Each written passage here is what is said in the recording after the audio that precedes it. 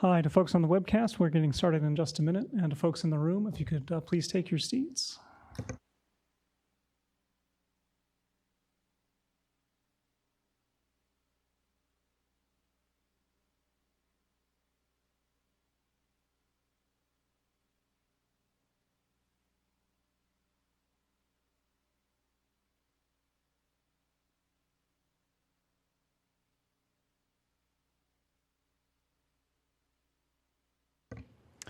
Hi, my name is Mark Wenzel, and I'm the project manager for these two studies that we're here to talk about today, one on reducing vehicle emissions and one on reducing the demand and supply of fossil fuels. Welcome to those of us who are here in the room, and welcome to those on the webcast as well. If you're in the room and you would like simultaneous translation, it's available in the back, and please feel free to pick up a headset. We have some housekeeping to do, so please look around and identify the two exits closest to you. In some cases, an exit may be behind you. In the event of a fire alarm, please follow one of the fleeing staff members. Please take your valuables with you and do not use the elevators. While staff will endeavor to assist you to the nearest exit, you should also know that you may find an exit door by following the ceiling-mounted exit signs. Down the stairway, out the main doors to the park across the street, please obey all traffic signals and exercise caution. The drinking fountain and restrooms are out the doors at the back of the room and to the left. Go past the glass sculpture. Food service is available in the building on the first floor. The cafe is open until 3. And we encourage recycling in the building. Please look for the green and tan 3-in-1 containers located outside the doors at the back of the room to recycle your papers, cans, and bottles. This meeting is being webcast and recorded, and the recording will be posted online for those who aren't able to join us today. When you make a comment, please make sure to use the microphone so that the people on the webcast can hear you. It's the only way they'll understand. The microphone should come to you on. It'll have a green light. If you press the button, it'll turn off and turn back on again. We always have some toggling that happens. Please introduce yourself with your name and affiliation. And if you're participating remotely, you can send in a comment at any time by email to climatechange@calipa.ca.gov. And now I'll turn to Deputy Secretary Ashley Conrad-Seda. Thank you. Thanks, Mark. Thanks to everyone for being here today, and to those of you on the webcast. We really appreciate your participation as we have our very first public meeting to scope out these studies. We have been working with a broad interagency team, many of whom are in the room today. If you all could just wave your hands. You'll be seeing them later and hearing from them and offering them comments directly on particular topic areas. We will be having this meeting in 3 sections today. So the first section will offer some framing comments and an opportunity to ask clarifying questions and offer comments on our principles. The second section will be talking about the existing work that's already out there and any areas where we need to refine the information that we've gathered for our foundational list of existing work. And then the third section will dive further into the focal areas of the study, and that's where our interagency team will offer comments on each of the framing areas that we've been considering. We'll open up to public comment and questions again after each of those sections, and of course you may comment at any point through emailing the email address that Mark just shared. We also intend to hold future public meetings. So this is just the first opportunity to share your comments with us, and of course we welcome them at any time. Now I guess to kick off that first section, I'd like to introduce Deputy Secretary Ana Garcia. Hi, thank you for joining us. So for those of you on the web and those of you in the room, I want to take a moment and just emphasize how important your continued partnership is to us. We're going to be pausing at the end of each of the sections that Ashley just mentioned for comment and input. If at any time you have a burning comment, please feel free to raise your hand and jot it down, or however you want to participate, we're open to that. But I'd like to kick it over to our Secretary for Environmental Protection, Jared, to talk a little bit about why we're here. It's a very existential question. How are we here? There we go. Thank you, Mark. First of all, thank all of the people in the room and on the webcast today. We are the people, I guess, who didn't make it to Climate Week in New York, but really wanted to focus on what we could do to make lasting change and understand the changes that have already are occurring. So thank you once again. My name is Gerry Blumenfeld. I'm the Secretary for California Environmental Protection Agency. And really, this is a kickoff to explore a topic. And as you'll hear in a minute, we kind of are bringing together two studies into one, but they both chart pathways to getting to carbon neutrality by 2045. Our goal is to partner with all of you, both in the room, the folks that couldn't make it today. We do intend, and I'll talk in a minute about where we're going to have those, to have future meetings in collaboration with the UC system to scope out the studies that were outlined in this year's budget in AB 74. Today, as Ashley articulated, the goal is to really focus on priorities, principles, and desired outcomes. So we make sure that we really have a good sense of what can be achieved, how we're going to achieve it, and what those outcomes look like. I think from my particular perspective as a comment, I want to make sure this isn't just an academic report, but really a report that we can use that will set milestones and help us guide future action. So make sure it's very actionable. It goes without saying, but this is an enormous undertaking. And while $3 million to all of us sounds and is a tremendous amount of money, if you could think about kind of the two things that we're studying, and I'll talk to those, kind of reiterating slightly what Ashley was saying, but the first study was to identify how we can significantly reduce emissions from vehicles and achieve carbon neutrality in the transportation sector. And the second identifies strategies and pathways to decrease demand and supply of fossil fuels while managing the decline of fossil fuel use without leaving anybody behind. So as mentioned, we're going to actually contract for both studies in one scope of work.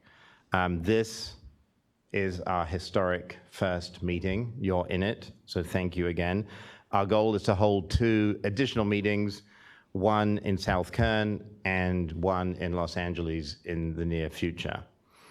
Our goal, just practically speaking, is to complete a contract with the UC by the end of 2019 and receive all deliverables from the UC by the end of 2020.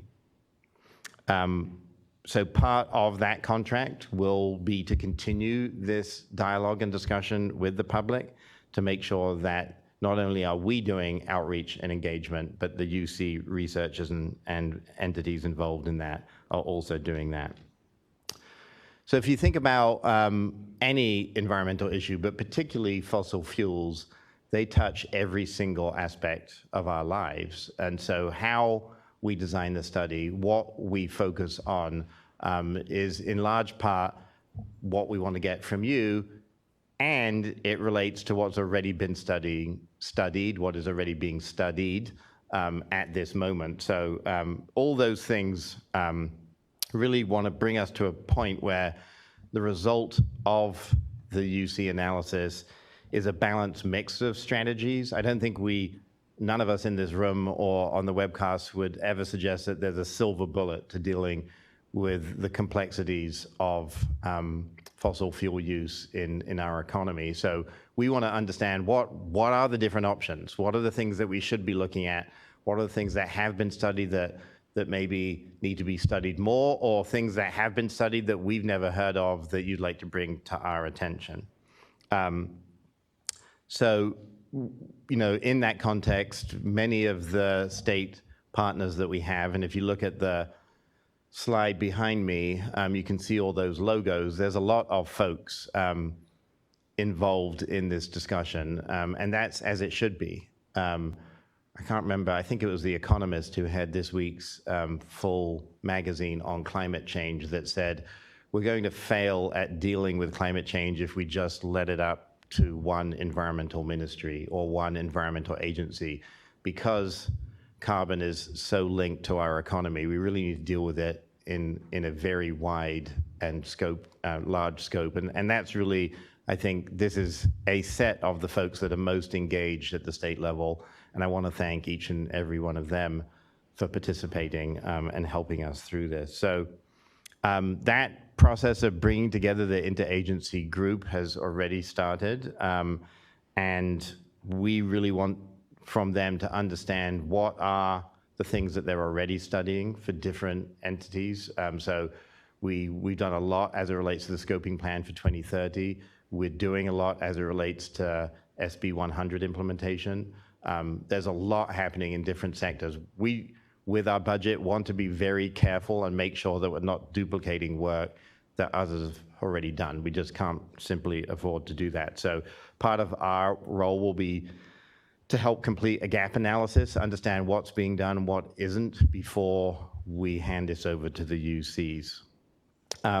Later today, Louise Bedsworth, who's sitting in the second row, will facilitate a discussion with all of us on the efforts at the regional and local level that we should include. So we recognize the state absolutely does not have all the answers, and there are many cities that are doing groundbreaking work on this, from building codes to thinking about brownfield redevelopment of old gas stations. I was in West Fresno, actually with Louise and SGC, and the number one concern was that all these gas stations, we can't redevelop them until we have brownfield money to help us do that. So all the way through what happens to asphalt. You know, someone asked me that the other day. Well, we have no more roads if there's no more fossil fuel. What happens to it? Like, so, you know, we want to make sure we have a just transition. I think that's a key element of what we're thinking about. And I'll talk about kind of the overarching principles. But really, if you think about what we're doing, it's acknowledging that there is a decline in the use of fossil fuels. That's happening already, that there is a decline in the number of people working in this space. We want to make sure that it's managed, that we understand the trade-offs, that we make sure that people aren't laid off without knowing where their next job is, that we have a real transition plan to get us from where we are to where we need to go. So as we think about that, we have some kind of high-level principles that I'll articulate that have come to the fore. It's prioritizing improvements in health for all Californians and environmental quality across the state. It's accounting for the total benefits and costs of policy pathways.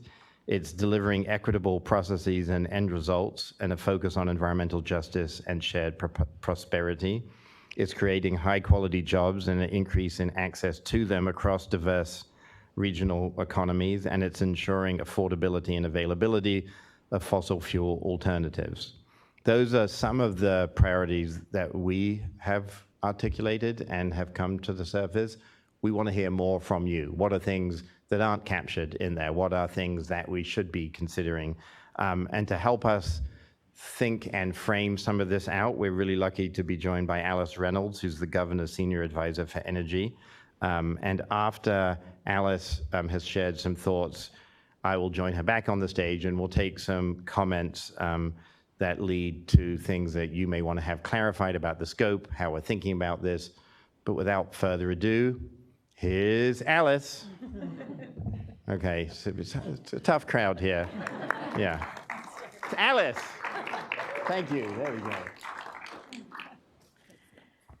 Hi, good afternoon, everyone. I'm going to, as the first speaker, I'm going to follow the instructions from Mark and say that my name is Ellis Reynolds. I'm the Senior Advisor for Energy for the Office of Governor Gavin Newsom.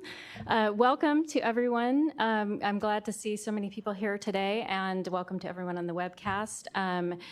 First of all, I wanted to just really recognize all of you. This is going to be the start, or actually it's the continuation of a dialogue that all of you have been participating in for a long time. It's the start of this specific discussion on scoping of the two studies that we're here to talk about. And then also wanted to recognize, as Jared did, that this work involves many parts of the administration. So we have obviously Kelly PA, the Energy Commission, GOBEZ, OPR, Labor Agency, Natural Resources Agency, Transportation Agency, and Air Resources Board. I'm not sure if I missed anyone. There might be someone else, but I think that covers it. So we really appreciate and value the input from all of our agencies as well as the public. And then in thinking about what we're doing here today, it's also important to think about how this fits into all of the activities that are going on. Again, this is something that Jared mentioned, but I really want to highlight it. And to think about, and we want to get your input on how this work can complement and really enhance the work that we have going on in other areas. And so in a way, it's a form of a gap analysis where we're looking at what's already going on and then thinking out about what we need to do to supplement it. And then the other thing I wanted to just leave you or start you with as we continue our discussions today is what kind of vision do we have for California? And so how do we have a discussion about what to do about our fossil fuel infrastructure, what to do about our transportation system when we don't know exactly what to think, what to expect for the future? We know we need to change the way we produce and use energy, but we don't know how the world will change as we chart our course. And we do have an existing framework for 2030. So we have the scoping plan. We don't have every detail, but we have a framework sketched out to get to 2030. So we need to continue to make strides on the efforts that are underway and that have already been called out in the scoping plan. We don't want to eliminate those good efforts. We want to continue them on, and we don't want to delay them, but we want to enhance them and think about the other important supplements to those efforts. So we need to develop a new stream of activity going forward to 2045. We know we don't have that path identified. And we're looking for opportunities to both accelerate the reductions that we need to make from our emission sources to get to the 2030 goal, and then beyond that to the 2050 goal, of course, to 80% below 1990 levels. So we need to think about the sources of emissions in our inventory. But we're also looking at significant improvements in carbon sequestration. So another activity that's going on in the state as we think about carbon neutral is looking for ways to turn our natural working lands into sinks, not sources of greenhouse gas emissions. So figuring out how to make those sinks work together with our emission reductions is going to be part of the challenge in getting us towards our carbon neutral path. And of course, unlike some of our other environmental policies, climate change really isn't sector specific or medium specific. So it crosses all the media, air, water, even soils. And it actually involves most human activities. And so we need to think about how the world will be changing as we change our policies. The idea of shared electric cars, bikes, and scooters didn't even exist a few years ago. Now, obviously, we have electric bikes, including the model here in Sacramento, but they're all over the world. And so we need to be flexible in our thinking about where we're going to go and what the world is going to look like. And then also, another one of our challenges is not knowing what technologies are going to become real or what technologies can be brought to scale. So in doing that and in moving forward with incentives and in providing policy paths for different technologies, we also have to make sure that our transition doesn't hit our most vulnerable residents and make sure that it maximizes health benefits. So all of these actions that we're thinking about in getting us to our path to carbon neutral will also need to be done while we're creating and protecting high road jobs that are accessible to those who need them. So just, a couple of points to summarize. The studies are being done as part of a larger framework. We need to continue to think about the scoping plan as the blueprint. And as Jared said, there's no one solution here. So we need to look at a variety of approaches. And we're dealing with a lot of unknowns. You may have seen the federal EPA administrator, Andrew Wheeler, recently accused us of engaging in social engineering, and he was very critical of that. And in his view, it wasn't appropriate for California to be doing that. So my observation is that we now have a society that's based on fossil fuels. So if we're thinking about society differently, and we're doing the types of things that get us out of our cars, get the dirty trucks off the road, and bring us to cleaner air, and thinking about a more inclusive economy while we're doing it, all while answering the worsening climate crisis, I think we are engaging in social engineering, and I welcome that and welcome your participation in it. So I also wanted to emphasize the governor's strong support of this process and all the work that everybody is doing here today and in the workshops to come throughout this process. He is one of the people who's at Climate Week. He's in New York and on the national stage. And he, in his opening comments at Climate Week, recognized the climate challenges that we have. We have currently 40 lawsuits pending against the federal government. So we're fighting for our programs and we're challenging the bad ideas that are coming out of the federal government. But he also recognized the opportunities. And he noted that California has made progress on its greenhouse gas emission goals. And it's also seen budget surpluses, low unemployment, job creation, and GDP growth. So he is recognizing the place we are and the progress that we've made, but also specifically noted that now we're working on implementation. We have goals in place, and the way he put it is we're working on the how. So I think this process is a really important part of that, answering that question of how.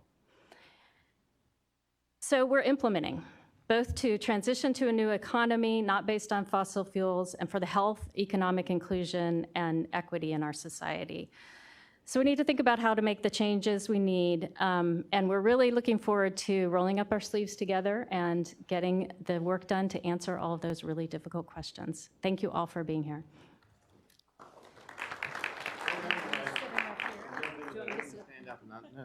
Oh, we're going to stand in. Okay, okay.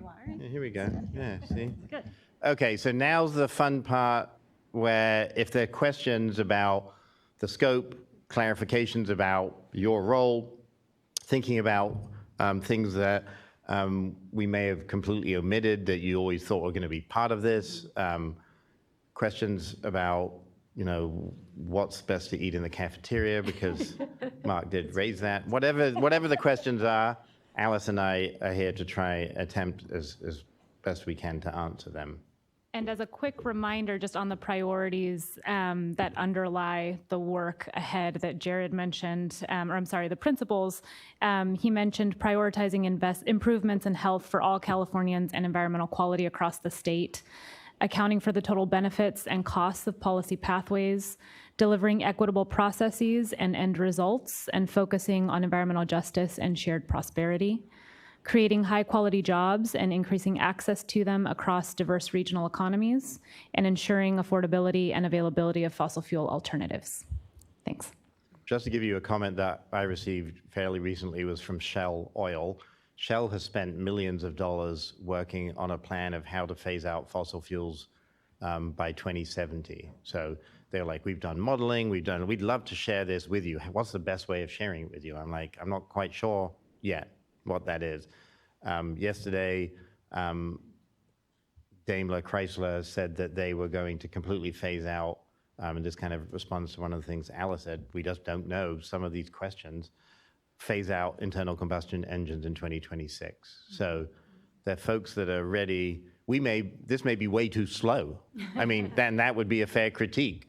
Why aren't you guys thinking about if this is accelerated and there's greater job losses, how are we going to handle that? Other statistics that I like, half of all the electric vehicles sold in the United States are sold in California. We have 600,000 electric vehicles. And bless you, and more like heavy-duty vehicles are now have electric options. So thinking about all these things, open it up to all of you to ask clarifying questions. I know you have clarifying questions. Someone, or comments. In the back, sir, and then we got mics. So they will do the equitable distribution of mics. I'm not going to call on anyone. But keep your hand up, and then you'll get, there's 2 mics, so then we can tee up mic progression. So McKinley Addy with ATRA.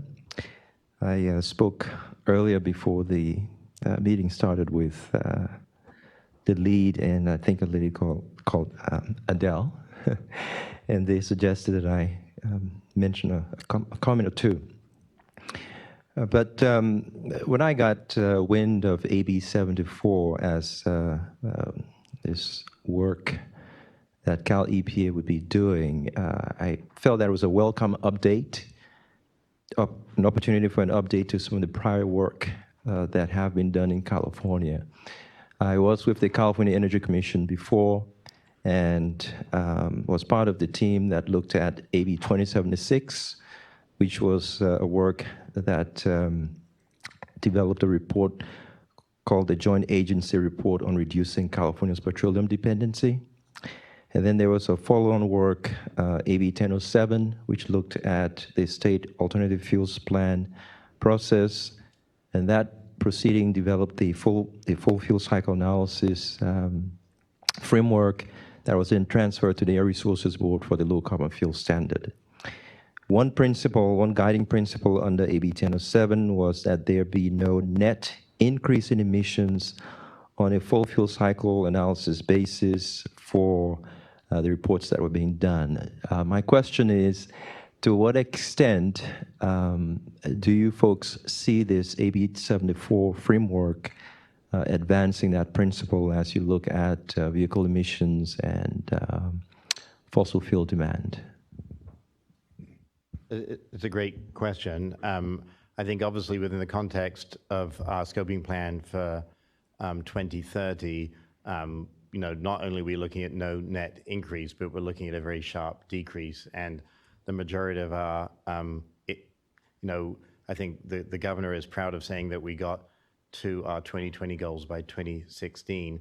The asterisk on Pride is that our vehicle miles traveled has increased. So the only sector that we're really looking at increases in is the transportation sector. So how we can bring down emissions, as Alice said, across the entire society, not just one sector, but to get to the 2050 goals, 80% reduction below 1990 levels is very, very tough. And so this needs to all feed into that framework. And I think that's what you're hearing from us today, is that we don't want 10 different strategies. We want to understand how each of these strategies is unified and brought into a holistic framework, as opposed to, like, as you were describing, 10 different reports having slightly different frames. We want to make sure that this is built to lead directly into the next scoping plan, for instance, because if they're disconnected, we're simply wasting time and money. So it's a great question.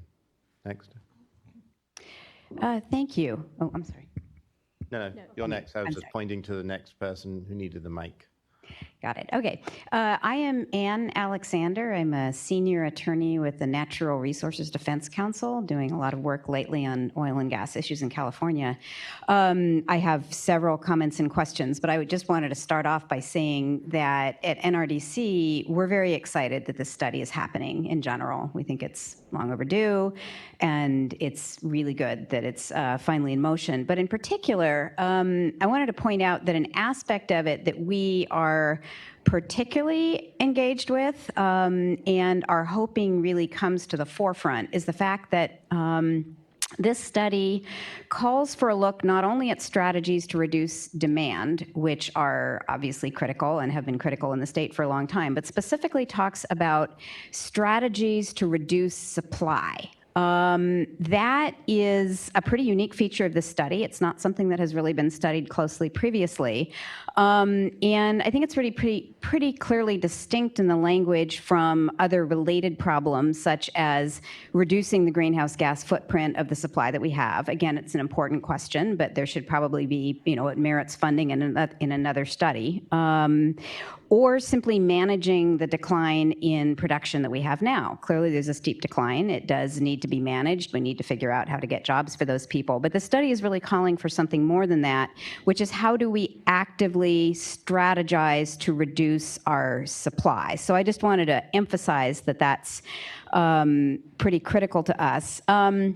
Related to that, one aspect that doesn't necessarily come out in the language of the study call, but that I think is going to be very important, is that whenever we do talk about reducing supply, the first comment that one tends to hear, and it's not an irrational comment at all, is, well, if we do that, our demand has been steady or growing. Won't that just mean we have to import more? It's a fair question, but I think this study provides an opportunity to link those things and to look at what would need to be done to reduce demand, and then to use those as benchmarks for reducing supply, and to really actually map out what a strategy would look like to match demand reduction and supply reduction, and to get that done at the same time.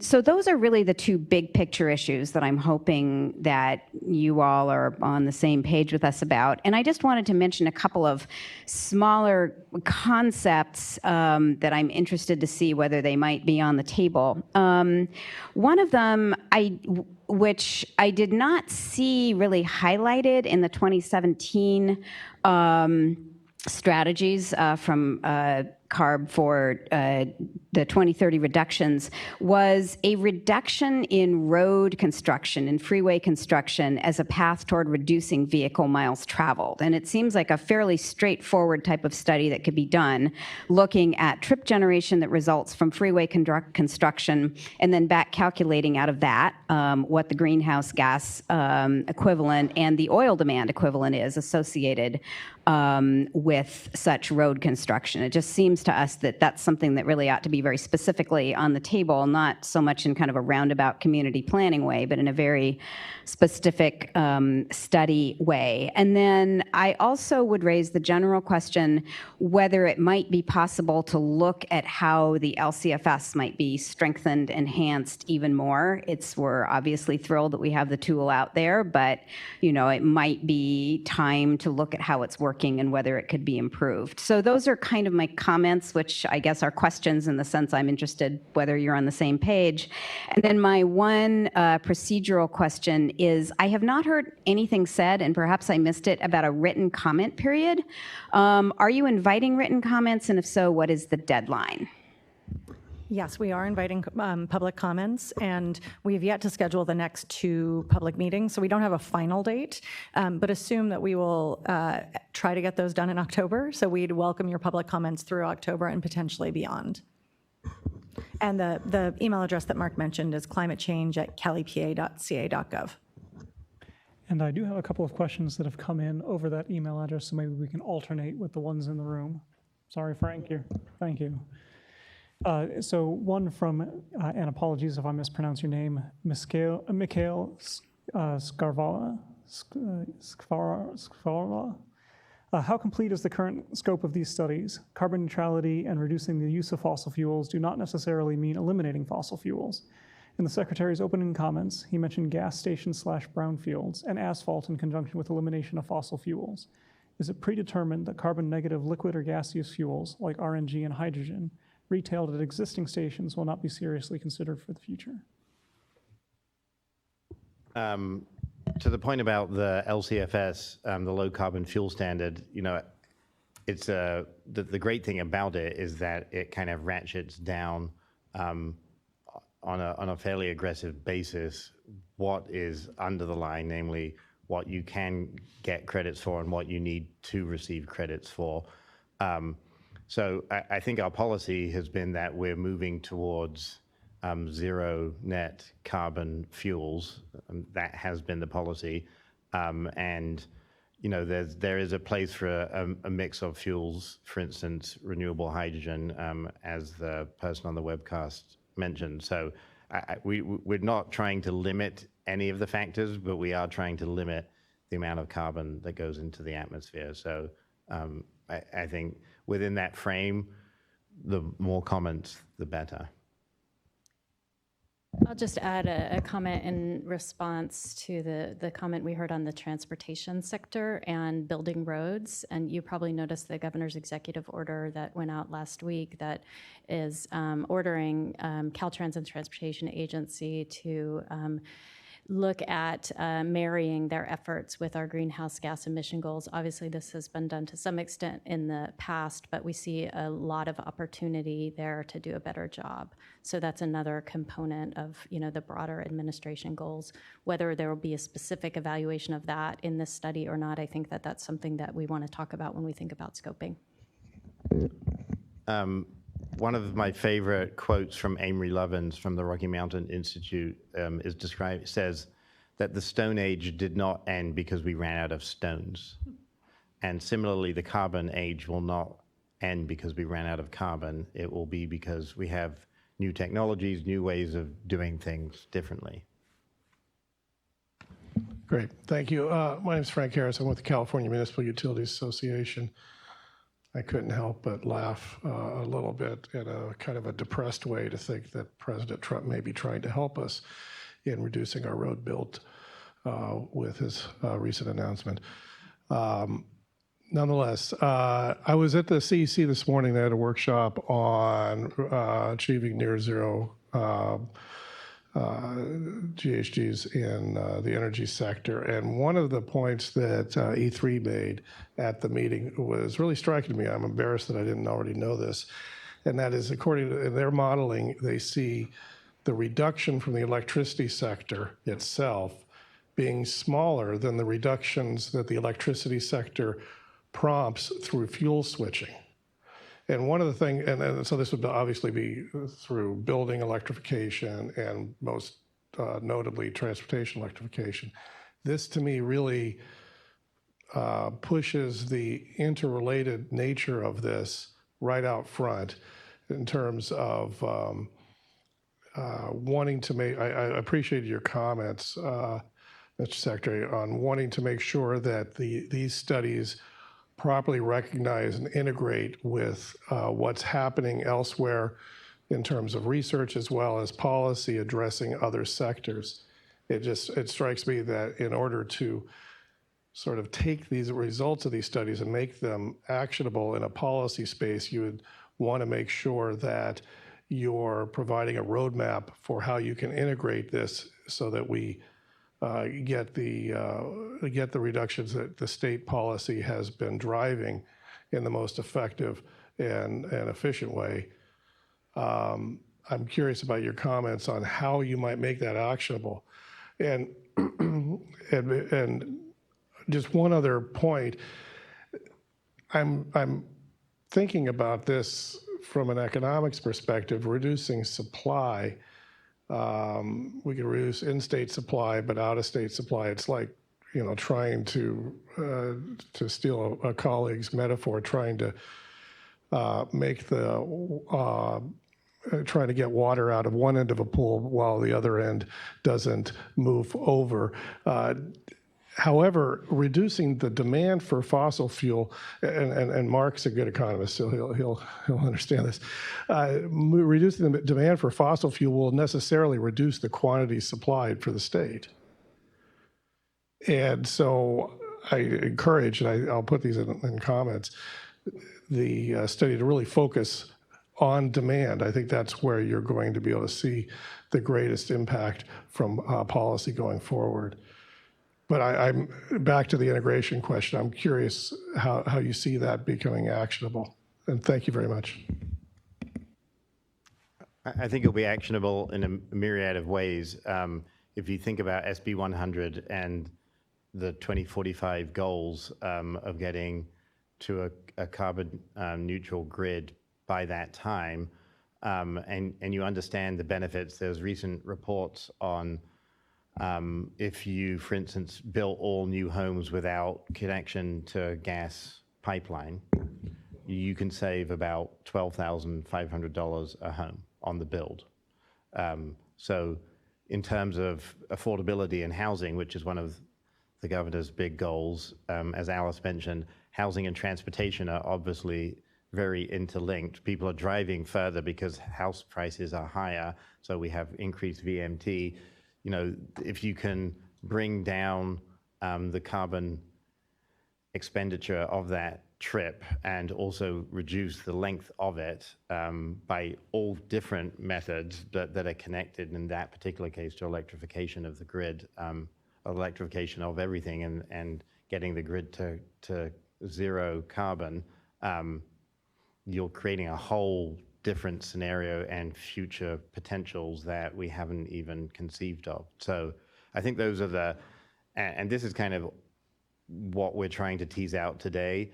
they're different orders and levels of magnitude. So the kind of big frame, if you don't have a grid backbone that can supply renewable energy, that's a major gap in the system. Luckily, we have planned for that. With knowing that, how does that influence? What are the potential things that we can do and integrate? And obviously, natural gas in homes is a big issue.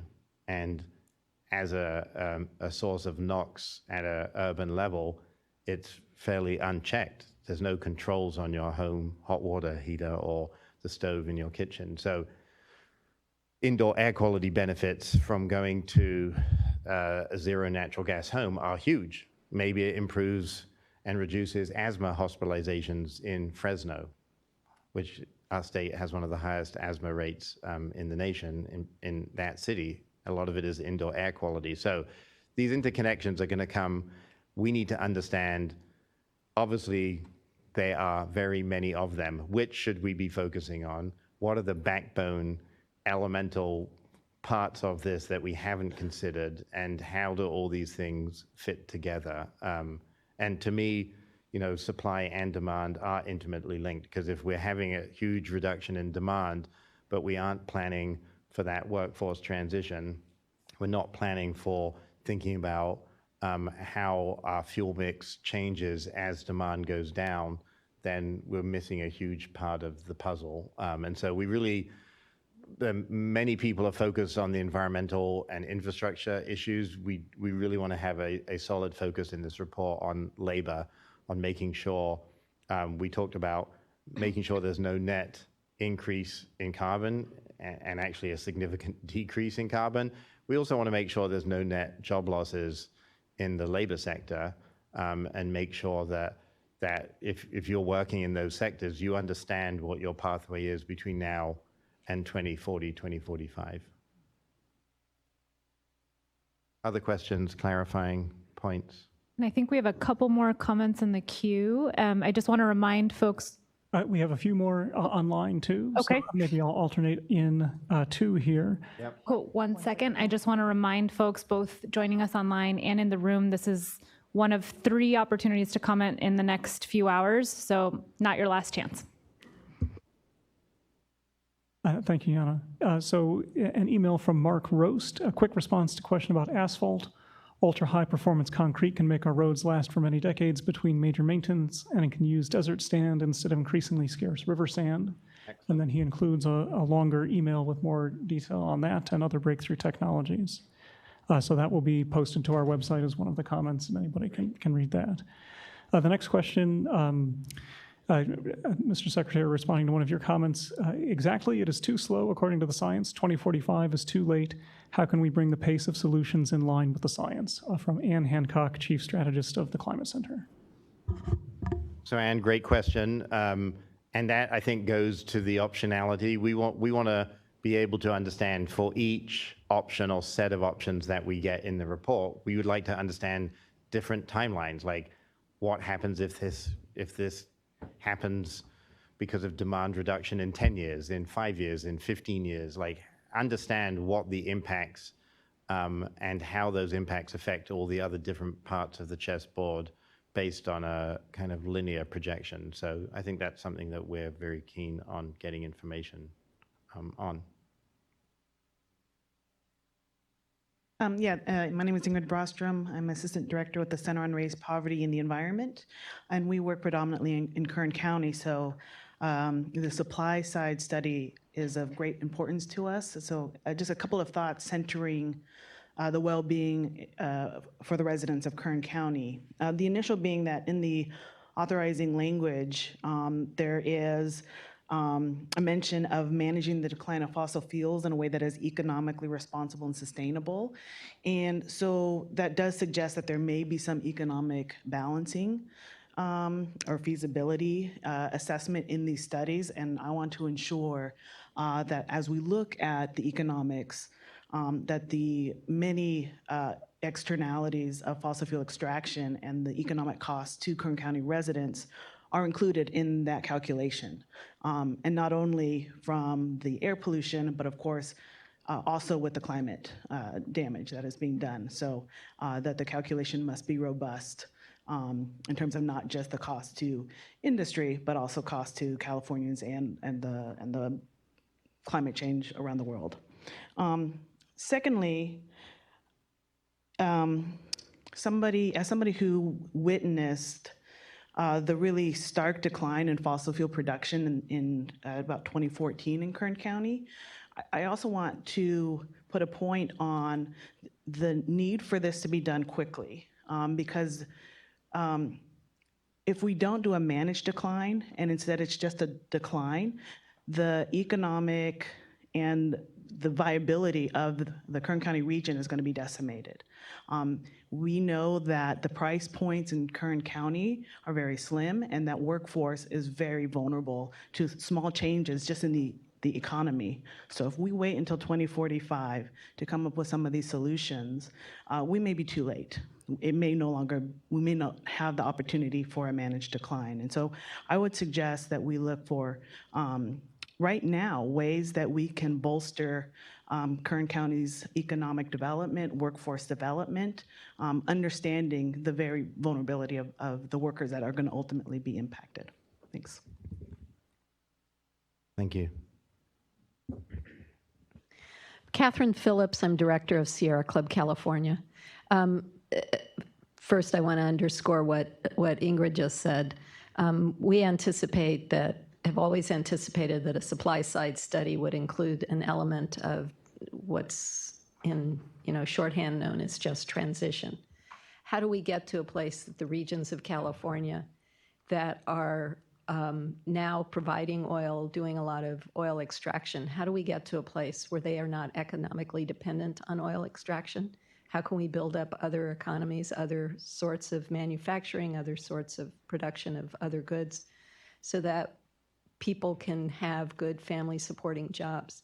And that's going to take some planning. And I think one of the points of the supply side study is to help start that planning, to create a pathway. We won't be able to do it overnight, but we need a pathway to get us to a place where we can no longer become one of the largest producers of oil in the country, but produce at best a minimal amount of oil, but be the largest producer of other products that are cleaner and serve other purposes and don't produce the same externalities. The other comment I wanted to make is the demand side study.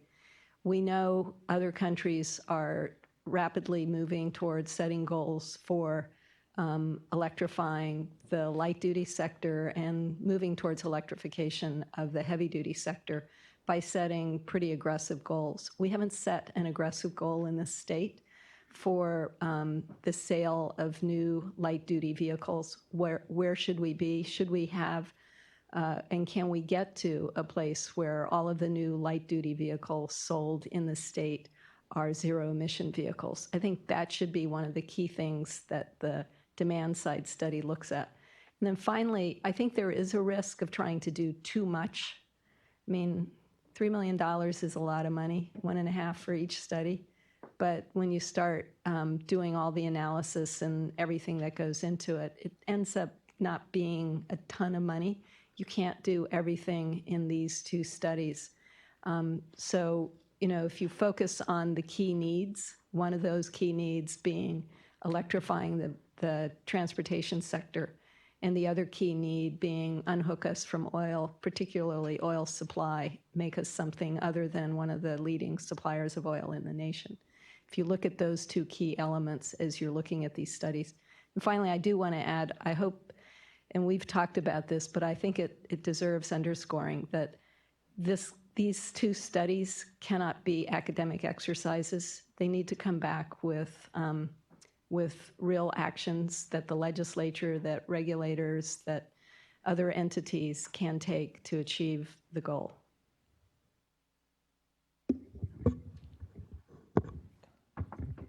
So as we wait for the next comment, I mean, one of the things that I envisage as we move forward is into the next meetings is kind of a refinement of that. And as you have suggestions on what would a table of contents look like, what are the things that you are interested in seeing and making sure we focus on, that would be really helpful. We do have a couple more questions from the web. I'll read one here. If the state is going to be carbon neutral by 2045, we will have to stop selling gas cars by about 2030, since cars mostly stay on the road for about 15 years. Is that part of your framework? And this is Jack Lucero Fleck.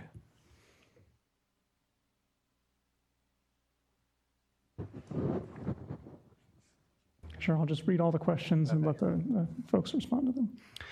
The Secretary briefly mentioned the role of local governments. Would the study be explicitly exploring the connection between the outcomes and local governments? For example, whether sufficient progress has been made on streamlining permitting process for EVs. I'd recommend that local government's role is addressed to account for substantial commitments already made by local policymakers, like for what we've done here at LA County with the recent adoption of our sustainability plan, calling for a fossil fuel-free LA, and the City of LA's Green New Deal. This is Kristen Torres-Pauling, Sustainability Program Director, LA County. I do. I have an email question about process that I'll respond to by email. I want to convince my relatives to buy electric cars, but they are worried about being exposed to electromagnetic waves. I know about the toxic metals, hexavalent chromium, radium, tritium, radionuclide, nickel, mercury, lead, hydrogen fluoride, excessive barium and strontium brought out by oil industry chemicals, and how they sometimes contaminate our decreasing supply of water that decreased due to global warming, and nosebleeds from hydrogen sulfide and other long-term impacts. Please give incentives to shield drivers from EMR. Thanks, Laura, and this is Laura Rosenberger-Heider. And then I have just one more. And any questions that come in after this will roll into the next section. From the Center for Biological Diversity, Jean Su. For the demand side study, over 20 countries and dozens of cities have banned the sale of all internal combustion engines, some as early as 2025. It's critical that the demand side study looks at timelines that are in line with climate science, and we encourage a pathway that looks at the 2030 date for California to reach the sale of 100% ZEVs. Will that be part of the study? I think I'll just leave those out there as good points that we'll consider. Maybe the last question. Hi, everyone. Mabel Singh with Sahara, the California Environmental Justice Alliance. I'm speaking today on behalf of our 10 member organizations with a membership of 30,000 Asian, African American, and Latino Californians who live and work in the state's most polluted neighborhoods. So first, I want to thank you for the two components of the study. It's vital to plan a just and equitable transition in our state. So we support a managed decline of fossil fuels and zero-emission transportation. And secondly, to echo the comments around urgency. So our communities are living with the devastating health impacts of fossil fuel production daily. So the state must act and not just study.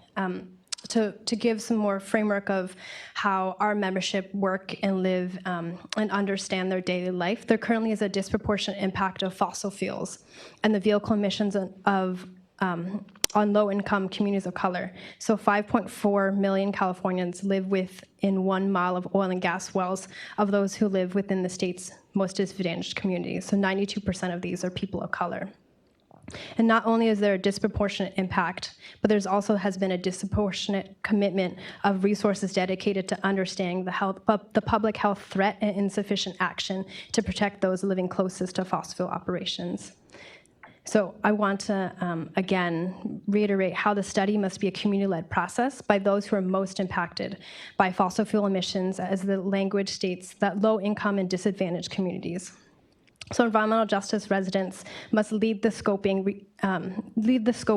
study as well as the research questions. We are the experts. We know the impacts of what solutions will look like and work in our communities and understand it from a holistic understanding. So my first question is, how are we committing to ensuring that the scoping study is led by California residents whose nearly every action, every day's decision is impacted by the fossil fuel industry and operations in their communities? And then another point that I want to make, the last 2 points I want to make, is that economically responsible and sustainable analysis must include a baseline assessment of the true social costs of fossil fuels. So in our state, from a community-based perspective, we really need to understand the health costs of fossil fuel operations. So this is the emergency room visits for asthma attacks connected to increased air pollution. This is lifelong impacts on cardiovascular health. This is climate destruction costs, increased wildfire costs, rising temperatures, coastal erosion, land abduction, seismic activity, and the intergenerational lasting impacts of each of these through the future generations of California. And last, I want to log my endorsement for policy recommendations. So the California must protect communities now. So we know we're in non-attainment under the Clean Air Act. We have significant water contamination from the fossil fuel industry, and we know that fossil fuel economy in our state produces significant greenhouse gas emissions that are hurting our climate. The study must be linked to the entire cradle-to-grave operations of the fossil fuel industry. So we're talking about drilling, refining, consuming, emitting, and we need this scoping study to understand and make recommendations for the holistic impact of the wide swath of operations. So this is land use, and this is substantive distance buffer zones that protect residents. This is air quality management and much more. Thank you, Mabel. I'm not sure you were in the room when we mentioned at the beginning, but I'll just say it again, that the next two meetings will be in oil-impacted communities in Kern and in LA. So those will be the three meetings we have relating to scoping this. The only pushback I would give you is everything that you said, could be studied, but any one of those impacts, any one of those kind of cradle-to-grave analyses could take the entire $3 million that we have. So really helping us focus on what is it most critically that we look at, what exists already. A lot of health studies have been done. So as part of our work, bringing those studies together and doing a study of studies is part of it. New health work that hasn't been studied that we need to. So really understanding as Kathryn put it, there's a real limiting factor here of time and money. We need to use everything that already exists and your help in bringing that to our attention. If there are reports that others have done, we need to know about them. I would say the one big difference between what I think of in California and other folks that have set goals is that we're very focused on the implementation. We make sure that when we set a goal, we work on the nitty-gritty to achieving it as opposed to just putting out a headline. So that's what we're interested in here. How many people are involved in oil and gas extraction and refining in the state? I don't know what that exact number is. Maybe someone has a great report on it that we don't need to start from scratch. So I think we're bringing to a close this part of the, and what was the next section look like, Ashley? Well, you just did the perfect segue, Okay, excellent. because we are moving actually on to Louise Bedsworth to talk to us about existing studies already out there. So perfect segue. So thank you again to Jared and Alice, and thanks for all of your comments. And again, we'll have 2 more opportunities to comment. So thank you for being here, and we will report back. And so folks on the web who have more comments, when will those get answered? When will they hear Mark iterate their comments? So he'll be tracking all of these comments, and after we have this part of the discussion with Louise, we'll have another opportunity for comment, and then another one when we talk about focal areas when we have the interagency team up here. Perfect. So 2 more opportunities. Thanks, everyone. Thank you.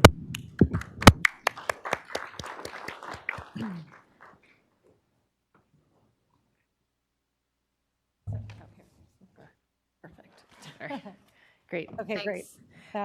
And just so just as we stated, Louise will lead a discussion now on existing studies and processes underway, and we'd like to get your feedback on all of those.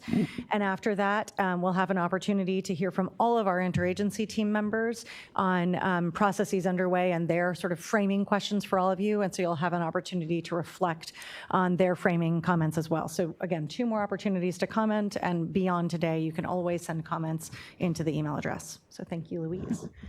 Great. Well, good afternoon. Louise Bedsworth with the California Strategic Growth Council.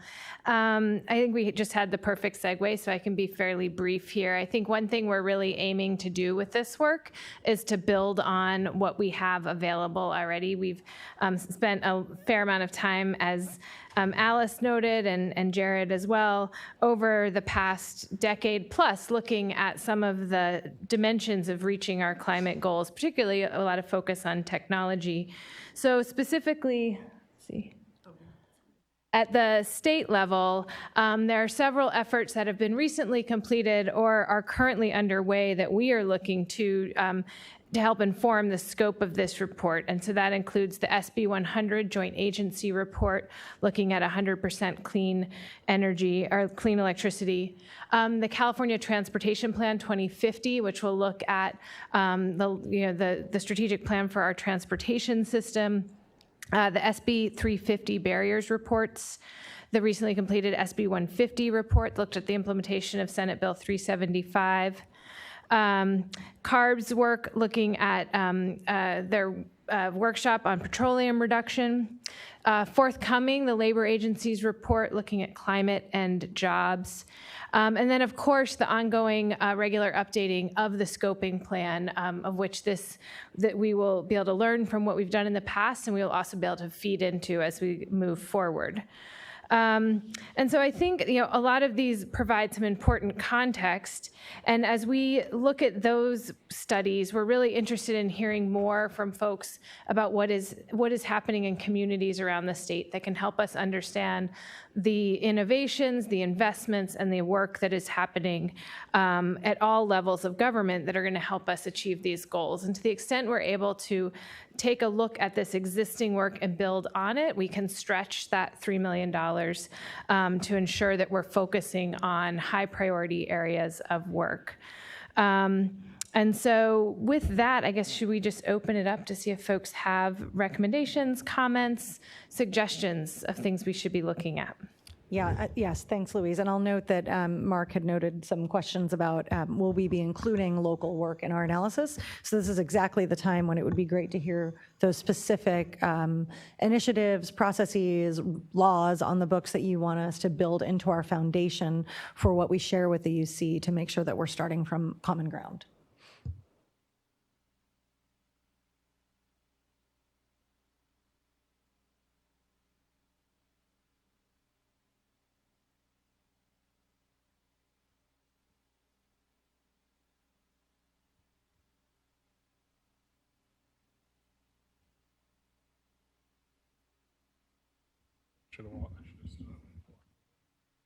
Frank Harris with CMUA again. When you're evaluating other studies, pardon me, when you're evaluating some of these other studies, how is it possible to incorporate known policy conditions in that evaluation?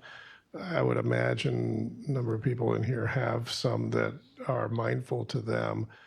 And I ask based on one that's mindful to me. I was recently involved in a brownfield development conference, and the idea being putting solar in on brownfields.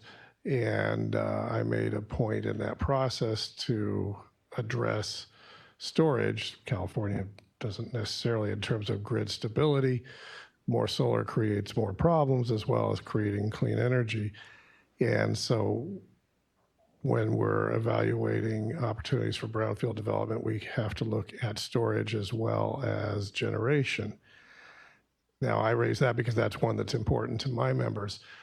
However, I imagine people, as I said, have other similar observations. How can you incorporate those policy needs or structural needs into the integration of the other studies? I mean, I think a big piece of that will be the public outreach and engaging comments. scoping that work. So I think that's a really important point and will be part of the ongoing conversation, both of what we can do internally and then specific considerations that we would want to pass on as priority focus areas for the UC team to be able to bring that lens to the analysis.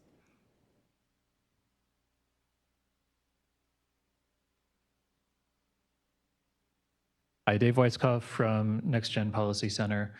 I think this has been alluded to in some of the opening remarks, but I wonder if you could just say a little more about how/if this study can interact or will be interacting with the process kicked off by the governor's EO that he signed on Friday, especially directing the Transportation Agency to examine how it's using its funding in line with the 2045 target. Alice, would you like to speak to that?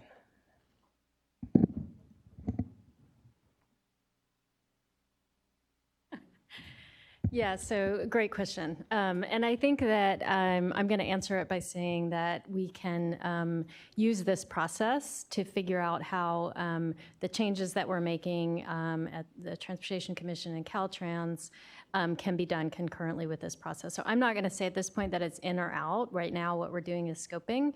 And so since we're going to be looking at the transportation sector, we need to, in these studies, we need to recognize what's going on over here for implementation of the EO. But I won't say that it would be, completely overlapping. I think probably not. I think that they would be complementary processes, but we need to figure out how they can work together.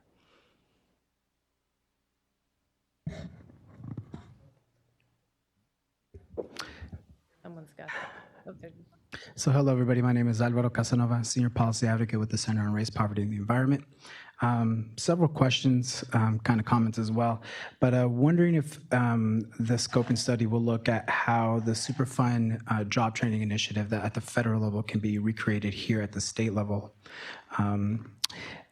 Also, how, if there can be an evaluation of how job training can be tied to climate resiliency, adaptation, infrastructure development, and environmental justice communities. An analysis of how to support local and regional economies that can better buffer economic downturns for the workers that will be transitioning off the oil and gas industry. Also looking at how we can focus on increasing funding to community colleges as hubs for workforce development and research and development. And lastly, if there can be an evaluation of how supply chain sustainability, industrial and advanced manufacturing can be an industry to help support local economies through the just transition.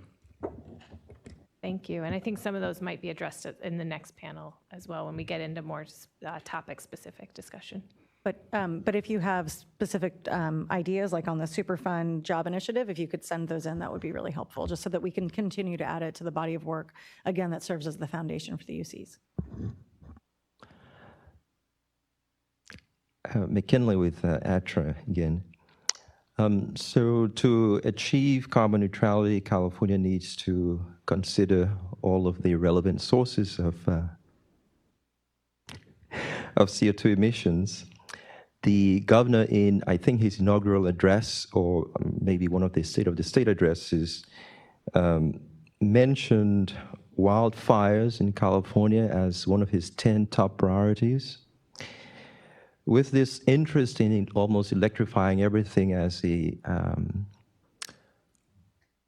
decarbonization strategy in California, there seems to be a need to understand how carbon dioxide emissions associated with wildfires express in the electricity pathways of the California grid, particularly for wildfires that can be attributed to the electric grid equipment as ignition sources. And this relates to the earlier comment that I made about the full fuel cycle analysis work that was done under AB 1007. So not wishing to complicate the work or expand the scope of your work beyond what maybe the authors of the bill had in mind, it would be of great value, I think, for the folks doing the study and the analysis to do their best to understand how CO2 releases from wildfires, again attributed to grid electric equipment ignition sources, express in the carbon intensity of electricity pathways.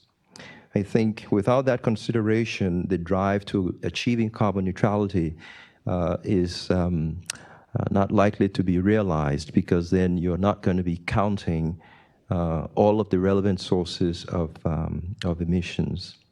The last thing I'll say on this point is this is important because electricity is a big part of all of the fuel production processes in California. And to the extent that the full fuel cycle analysis of all of these fuel pathways enter into the low carbon fuel standard that affect the transportation sector, we need to understand again how these wildfire-related CO2 emissions enter into that framework. Thank you. Louise, I do have a couple questions from the web that I might read out now. So one of them is, some of them are process-oriented, and let me answer several of them now and saying the webinar is being recorded and will be posted on our website. It usually takes us a couple weeks to get that up, but please check the website that was listed in the public announcement, or you can find it through calipa.ca.gov. Again, questions can be sent to climatechange@calipa.ca.gov, and the presentation that is on the screen now will also be posted to the website for the studies. Turning now to a question from Kai Lord Farmer at Ascent Environmental. Local jurisdictions, two questions. Local jurisdictions through California rely on local tax revenue from fuel sales, e.g. gas stations, for noticeable portions of their annual budgets, particularly for roadway maintenance and repairs. Will the studies be looking at strategies for local jurisdictions to sustainably transform to new forms of revenue for their annual budgets and adapt to the changing mobility landscape associated with reaching the state GHG reduction goals? On the second question, many local jurisdictions will also experience increased requirements for roadway maintenance and repairs from the impacts of climate change, e.g. precipitation and heat. How might this increased demand for roadway maintenance and repair play into the larger discussion about the loss of local gas tax revenue? Thanks. I think those are excellent questions to add into the mix. Yes. Good afternoon. Tiffany Roberts with Western States Petroleum Association. First, in response to Mr. Blumenfeld's question about jobs numbers in the oil and gas industry, we do have some data for you, and we'd be happy to provide this as part of the process as well. Directly employed in the oil and gas industry in the state of California, we have 152,000 currently employed. We have 365,000 people who are supported by that industry. In terms of economic contribution, $152 billion annually. And in terms of state and local tax revenue, every year the industry is responsible for $21 billion. Like I mentioned, we have studies on that. We'd be very happy to provide that as part of the process. Do want to make a couple of statements. First, on the idea of the gap analysis, we do think that that is a very good idea. Obviously, this isn't the first time that questions like this have been considered. There's a great deal of work in this space that's already been done. So the scope should specify what has already been done and then figure out a way to fill in those gaps. Secondly, the research question, how the research question or questions is framed is going to be very important. We believe that the research question should be reasonable and should not presume an outcome or be structured in a way that is leading. For example, are there certain preconceived notions or assumptions being accepted by the research question? So we just caution that you would want to approach this in as non-biased a way as possible. And then third, just in terms of transparency, this process, we would encourage you to build in a peer review process, allowing for third-party review, as well as public comment, and really just emphasize the fact that you would want your process to maximize independence. Thank you. Thanks. Question down here.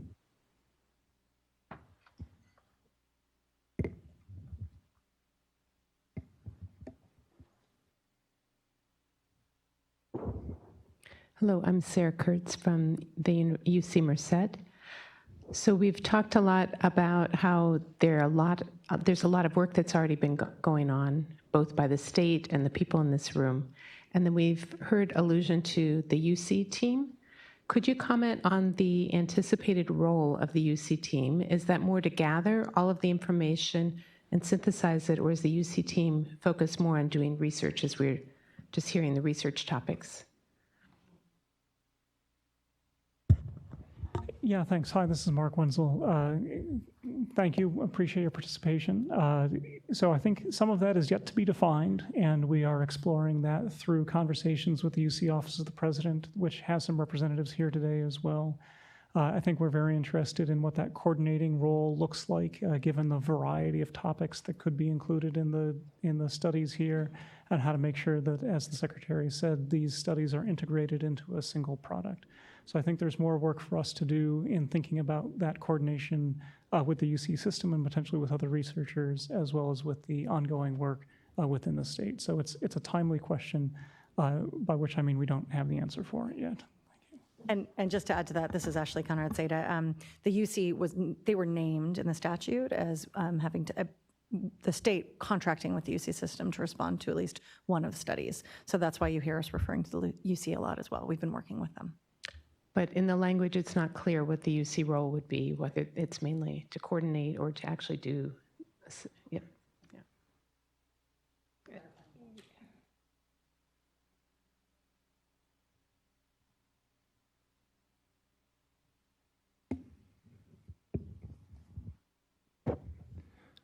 Hi, John Costantino. I had a sort of a basic question on definition of carbon neutrality. It's in both study summaries. Is there a definition that will be given to the researchers, or is it up to the researchers to define what is carbon neutral? And I ask because ARB is hosting a set of workshops trying to figure out what the scope of that should look like. And I think it was assumed that would be a central focus of the next scoping plan. So that's my question. I would say we welcome comments, public comments on how you would define carbon neutrality. I mean, I think that you're right that there's no one definition that everyone hews to right now within state agencies or federal agencies or local, regional jurisdictions as well. So I would say we welcome your public comments on that. And as we approach the scoping of the study, we should have more of that framing available before we reach the final contract. Ingrid Brostrom, CRPE. I just had a clarifying question. I think I've heard twice now this idea of the studies being integrated. So I just wanted to clarify whether we're still talking about two separate studies or we're talking about one. I mean, I think that's something that will be determined. That's part of this process of going through the scoping and engagement, is to really determine the best way to structure those studies.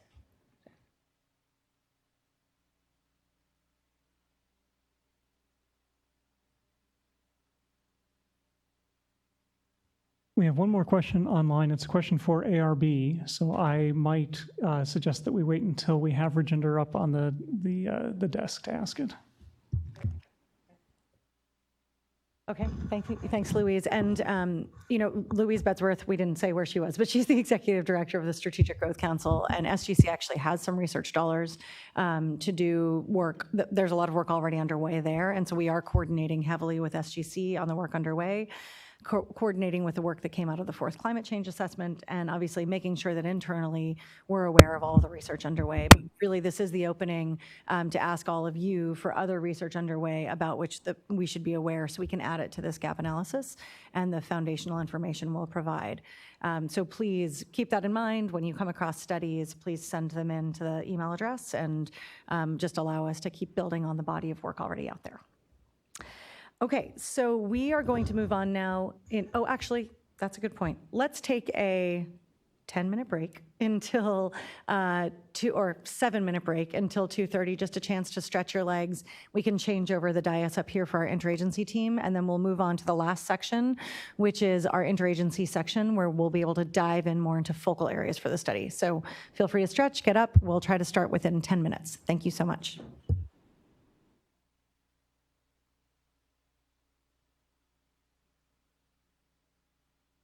question for Ashley. Yes.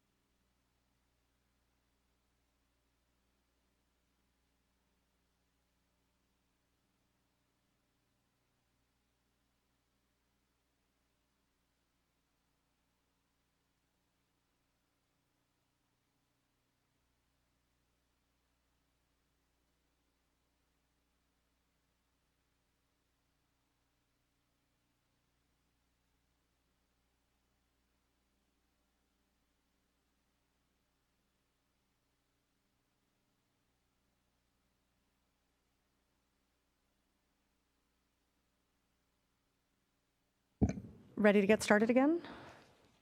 Okay, great. Thanks for coming back and for continuing to stick with us. We have in front of you our great interagency team, and in a moment, Deldy Reyes from Cali, PA will facilitate a discussion with all of them. So we're going to start focusing the dialogue on framing questions and focal areas for the studies. There's obviously a lot of opportunity, as articulated by many of you already, areas where we could focus our study and where we could put these dollars that we have, our limited dollars. So we'll be generating some questions, and we're really bringing up some framing comments from all these agencies to stimulate dialogue and to bring comments that would be useful for framing future meetings and for framing out the scope of work. So we're focusing these questions on gathering information regarding relevant timelines, ongoing research and activities, regulatory and planning processes, and the need for continued partnership as the studies move forward. So Jana will introduce some of the broader framing questions, and then we'll go into the direct framing questions for each of the focal areas. And again, Deldy will facilitate that section. And we're really looking for your comments so that we can add to the body of knowledge that we already have. Thank you. Hi again, folks. So these should be pretty consistent with some of the comments we've already received from all of you here in the room and from the web. But just to sort of get our juices flowing as we're thinking about some of these topical areas, I think we should just keep in mind a few of the following considerations that we've been mulling over, and if there are additional ones, please feel free to either chime in or just have them in mind as you approach these topics. So first, I think we really want to focus on what the benefits are of this transition to a carbon neutral economy and world that will really be experiencing come 2045 and potentially sooner. So benefits and opportunities. What are the trends and potentially the risks or costs and challenges that are associated with some of these topical areas? What are the key partnerships that are necessary at the state level, at the local level, at the regional scale, that we should all be keeping in mind as we're moving forward and that will facilitate and support the transition to carbon neutrality? What existing research? I mean, I think we can all agree that there's a lot that we know already, but what existing research activities or reports could provide context and background to what we're examining? And I think we've been very focused, of course, at the state level at what we've been looking at statewide, but there's also a lot that's happening on the ground, that's happening among our municipal partners, among community groups, among the labor stakeholders that we have across the state and industry. So what some of those things are. They could also come from academia or other governmental entities, think tanks, et cetera. And now I will kick it over to Deldy to facilitate some of the topical areas of discussion. Thank you.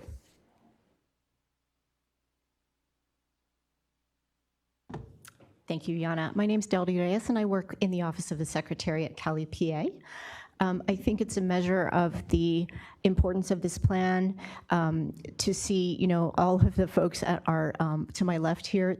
These folks comprise the team, the interagency team that was named in AB 74. We've been working together under the leadership here of a lot of folks in Cali, PA for quite a while, as you can tell by the various rounds of questions we've framed for you, and we will continue to do so in the future. So at this point, we're just going to go from my left and start with each individual who will introduce themselves and share a topic for framing conversation. And then after we conclude that, we'll open it up to everybody, and any comments can be then made about any of the topics that you've heard or new things that we have left out. All right, let's go ahead. Thanks, Deldy. Clark Williams, branch chief with Countercycle, here participating in the group, looking at the solid waste and recycling sector and the impacts it has and the role it could play in this reduction in fossil fuel demand and supply. Hi, this is Rajinder Sahota. I'm with the Air Resources Board, and I do have some framing comments that I'll provide right now. As we all know, fossil fuel use is ubiquitous in our economy, in our life. Just to give you a sense of how much emissions result, greenhouse gas emissions result from the sectors, there's 10% associated with residential and commercial use, 15% with electricity, 40% with transportation, and another 10% associated with oil and gas production in the state. So fossil fuels are everywhere.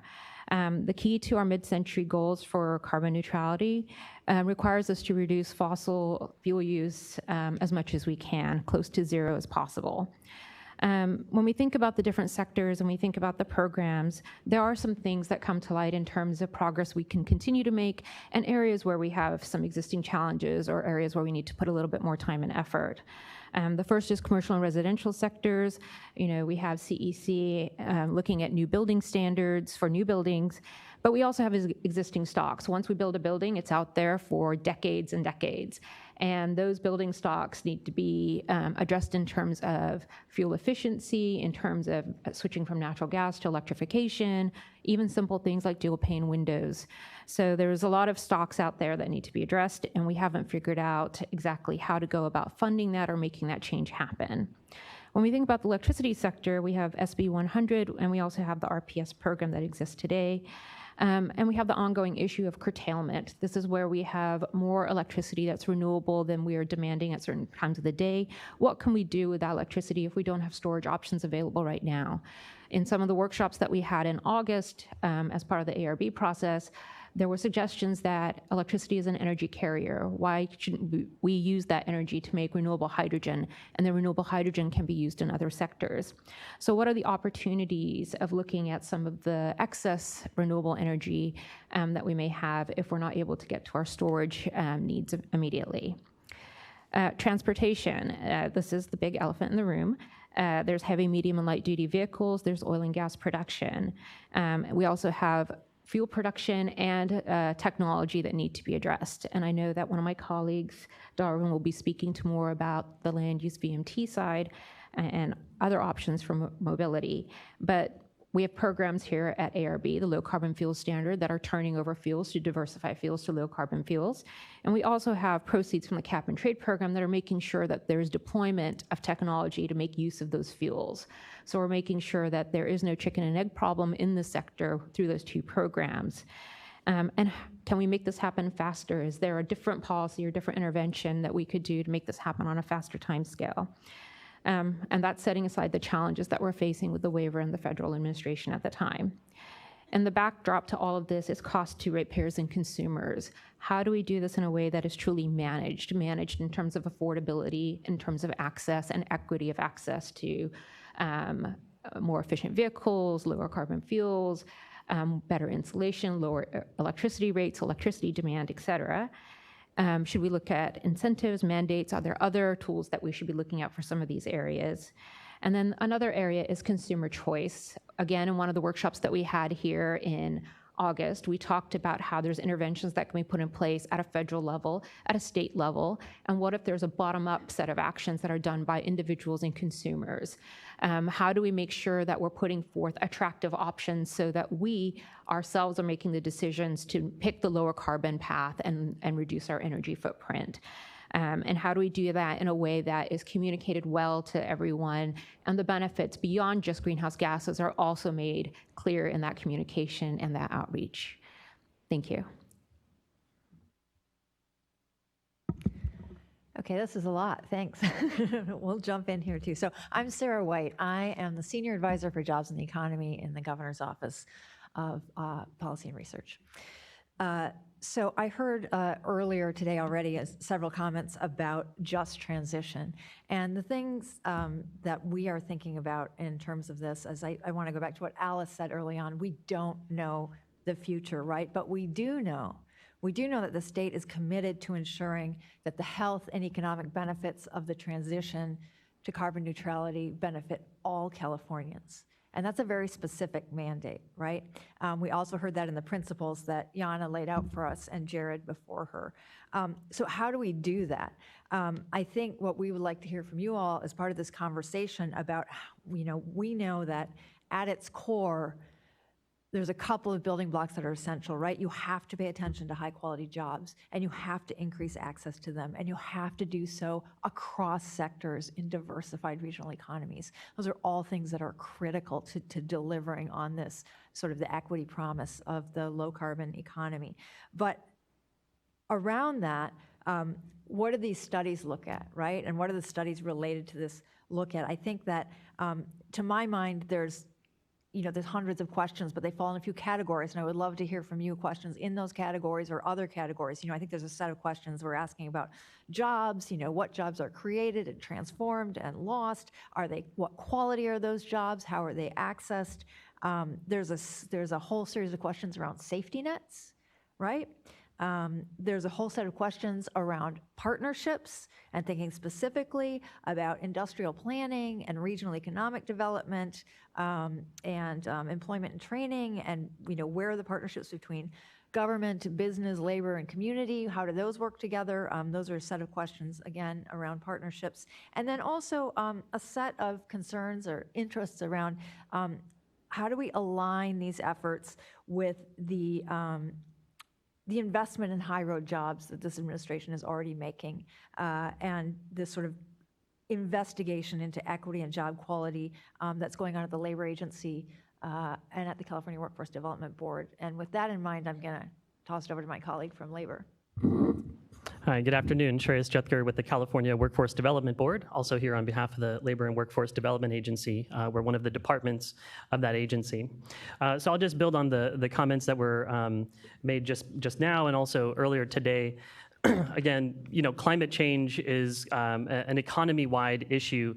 There's no industry or occupation where climate change should not be discussed and contemplated in terms of thinking about employment and training now and in the future. So it really is a matter of course, choosing and making priorities. And that I think really brings me to my main point, which is that we have choices here to make that, fundamentally, just like we have climate policy in the state, we are a leader in climate policy because we have made intentional, deliberate interventions to make that the case. California is also a leader when it comes to mandates to ensure environmental justice. Those things don't just happen, and likewise, good jobs and increasing access to good jobs doesn't just happen. It requires deliberate effort.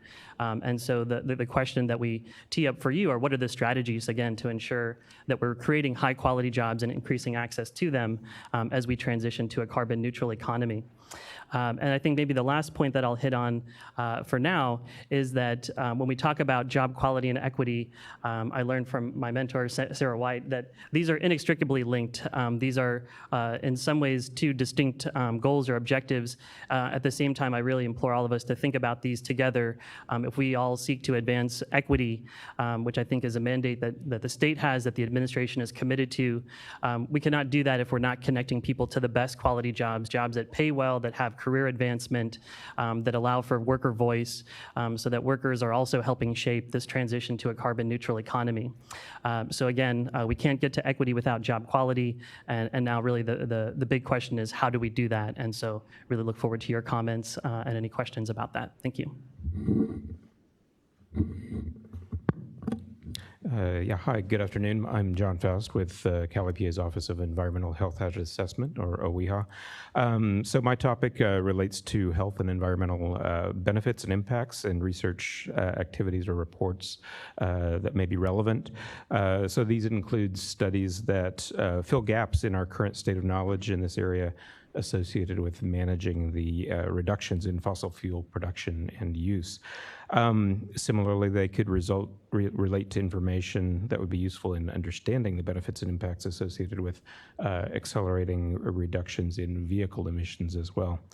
So an important area of research is enhancing our understanding of the benefits and impacts associated with emerging technologies that are likely to be available to facilitate the obtaining the goals of the 2045 as specified in the language of the scope of work. So we know there are ongoing efforts both at OEHA, across the boards and departments within CalEPA, and with other entities at the state level that are associated with benefits and impacts of the production and use of fossil fuels. But of course, there's likely to be additional information as well that is prepared or done in reports by local entities as well.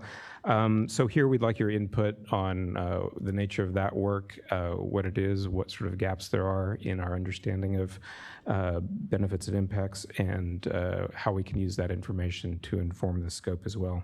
And we'd also like input on how we might prioritize the key questions associated with understanding and addressing the environmental impacts related to achieving the 2045 goals. So, thank you. Hello, everyone. I'm Darwin Musavi, Deputy Secretary for Environmental Policy and Housing over at the State Transportation Agency. And I wanted to touch on a topic that was brought up earlier, specifically transportation tailpipe emissions.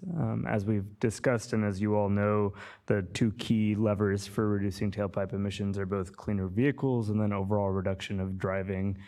My colleague here, Tyson, will talk about cleaner vehicles in a second, but I wanted to talk specifically about the need to reduce vehicle miles traveled and how we're looking for input from all of you as to how that should be incorporated into this study.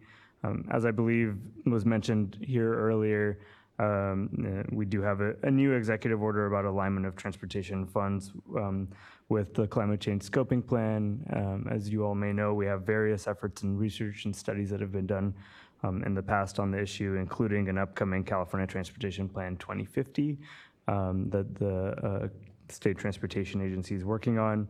And we see all of these efforts, as well as the previous ones that have been mentioned before, obviously working together around this study. But the key questions that we'd like to have all of you give input on is, what are the specific levers for VMT reduction that we should be considering, that we either are considering or should consider further going forward?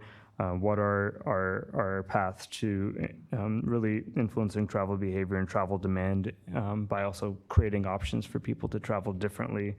And then to also think about the importance of land use policies and not just about reduction of driving through transportation solutions, but through different land use solutions. We'll put all of that out there in the greater context of what already exists. Would love to hear your thoughts on where we should be focusing our energy.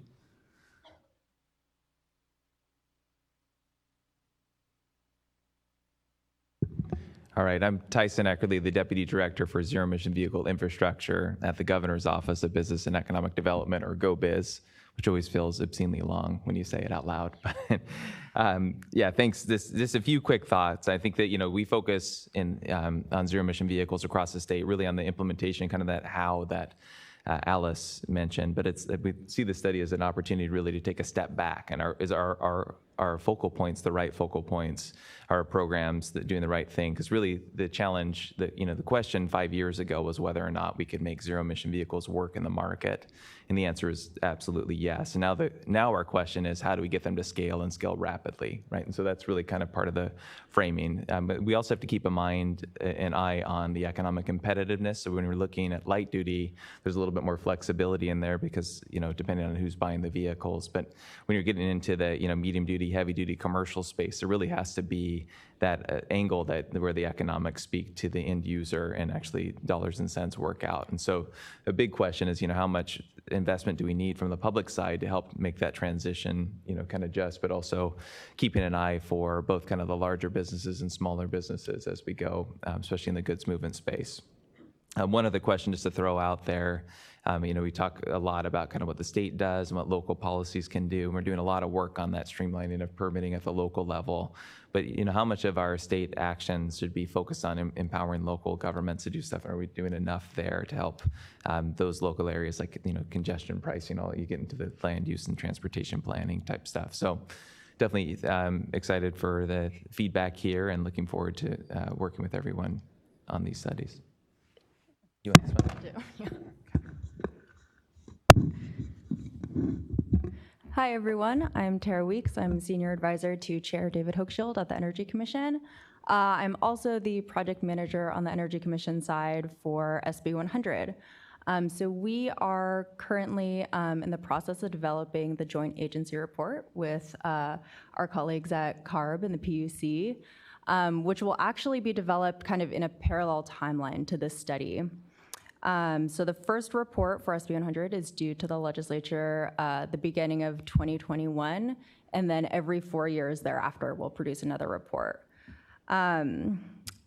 And so this first report, we're really kind of outlining some of the key challenges and opportunities along with some potential pathways to achieve the policy of 100% clean electricity by 2045. It's not going to be a comprehensive roadmap. There's still going to be a lot of questions that have yet to be answered. But one kind of key tenet of the report that we're developing is to look at kind of balancing direction with flexibility and allowing opportunity for innovation, including technologies that are not yet commercialized in achieving our goals.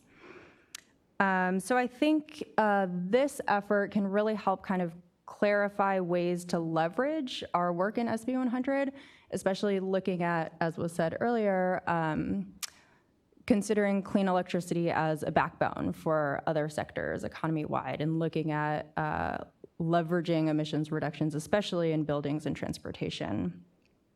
And so in addition to reliability and environmental impacts, one of the key considerations we're looking at is affordability, not only for equity purposes, ensuring that everyone has access to clean electricity, but thinking about what that means for other sectors as well, because keeping electricity rates low is really going to be imperative as we look to electrify other sectors. So really excited to engage in this process and kind of taking this macro view to our work on SB 100 and other efforts, including building codes, appliance standards, and transportation. So thank you for having me here. Thank you. Team California. So that was a lot of context around a number of different topics. If you want a reminder for the themes, they're up here on the slide in front of you. At this point, we're going to do as we did before. We really want to hear your future-focused comments and reactions in terms of what you heard just now. Did it spark an idea, a suggestion, an observation? We're really interested in hearing that. We do have folks capturing notes today. And we will also be toggling also to the folks online. If anybody has a comment or a reaction they'd like to share, please raise your hand and we'll get you a mic.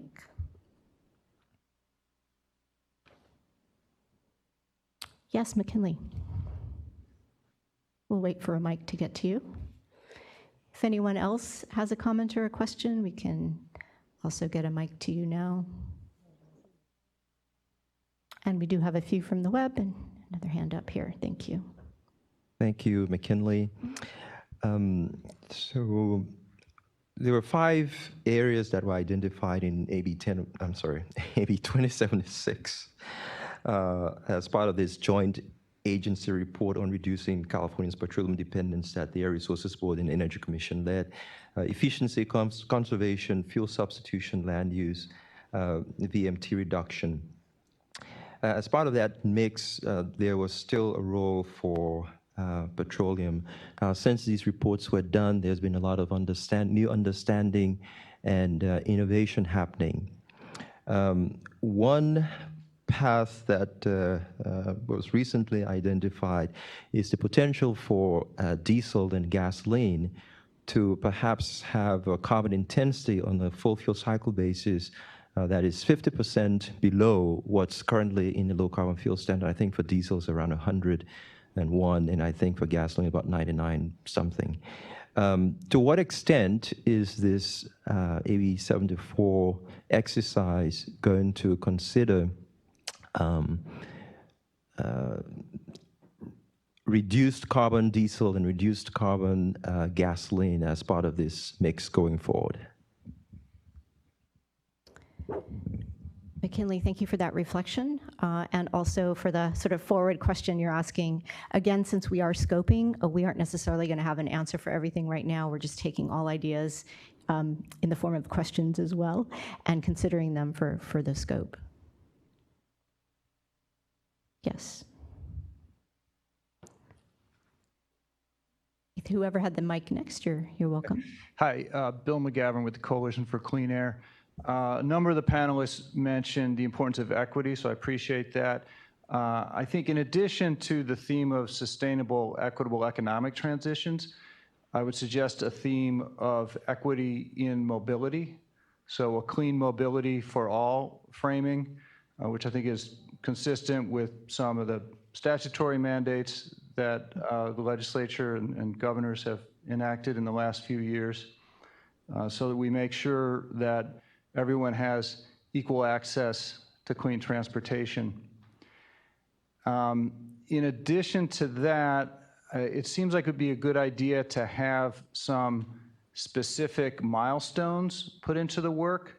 So, for example, what is the date when we will accomplish zero emissions from our light-duty fleet? With, backing out from fleet turnover, so when does that mean that all new sales would have to be zero emission? And then the same on the heavy-duty side. And then on the supply side, what's the horizon? I think to do the planning, we need to have some kind of milestones built in. Thanks. Thank you, Bill. Let's go ahead and go to the web, and then we'll come back to the room. Mark? Yes, thanks. So this question was sent in during Louise's comments, but it is a question for ARB. So it starts, thank you, Louise, for the rundown of the very robust list of reports. What is CARB's timing, Ray, kicking off the public comment process for the state's new waiver application to the federal EPA? How do the existing reports and this new pair of studies interact with that process? From Jean Su, Center for Biological Diversity.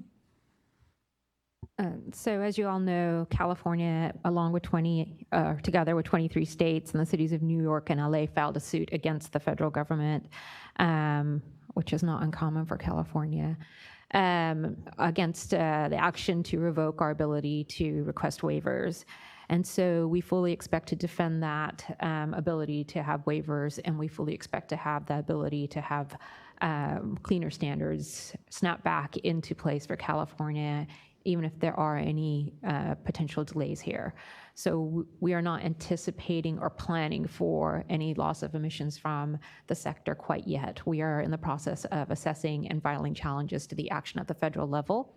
In terms of the studies, I think it's independent of the studies. These studies on their own are to look at how much further we can push towards zero fossil fuel use in the state. And that isn't going to be predicated on any specific policy or any specific action necessarily, but it's going to be looking at bigger themes of what does our fuel mix look like, what do our technologies look like, what kinds of interventions can we put in place. And so the kind of traditional bean counting that ARB does in its policies is not really something that we foresee as being part of this exercise here at Cal EPA. Thank you, Rajinder. I should say, too, if folks have clarifying questions about anything they heard earlier, it would be great to entertain those, and if we can, we will certainly answer them. So let's go back to the room, unless we have another comment from the web. Yes? Let me read one more, and then I know we have a comment in the room. From Danielle Rodriguez, Fresno County resident. The scope of this study should include a cradle-to-grave outlook and analysis. Specifically, some advances in technologies provide great environmental benefits during their lifetime, such as solar panels or lithium-ion electric car batteries. The utilization of these materials will continue to grow as we move towards electrification and energy storage. However, the state needs to plan, manage, and anticipate the significant hazardous waste at the end of a product cycle. As the state looks to new technologies to help us meet our climate goals, the very end of life cycle should be considered within the scope of the study. CPUC and CalRecycle recently held a joint public workshop on cradle-to-grave issue.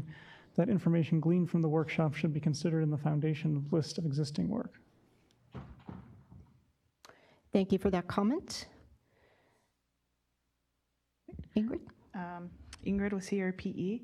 I wanted to direct my comments to the two labor folks on the dais.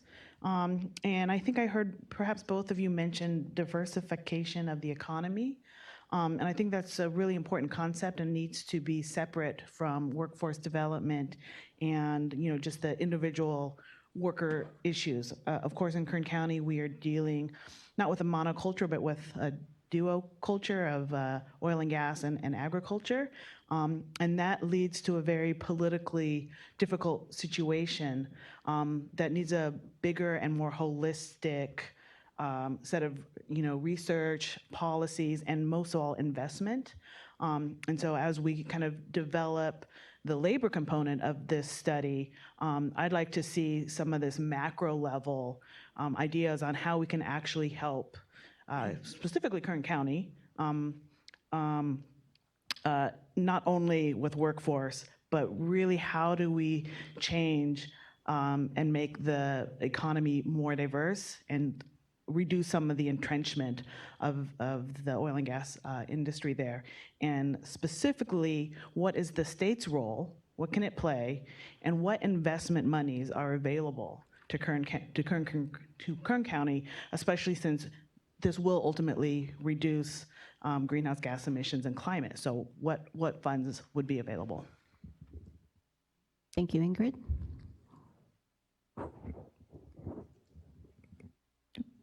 There we go. Thank you so much for those comments.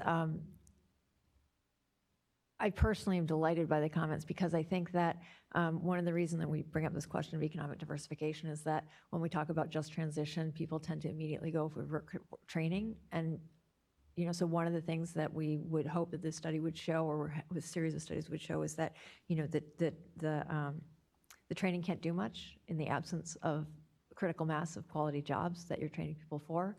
And sort of, if you're talking about an industrial transition, then it needs to be talking about economic diversification, as you say. And so we think that that's a very important thing. And we think of that as related to workforce because it's all related to work and workers, right? But it's really thinking about that you pay attention to the jobs first and then the training. And sort of, so thanks for lifting that up and making sure that we pay attention to that in this. Yes, looks like we have a question in the room. Here. Oh, go ahead. Okay. Hi, my name is Jim Kennedy. I'm with the Healthy Air Alliance. And like most of the people in this room, we are working to reduce harmful emissions and to make clean and affordable transportation solutions available to everyone. What we're trying to really focus on is near-term solutions as we move towards ultimate 2045 carbon neutrality.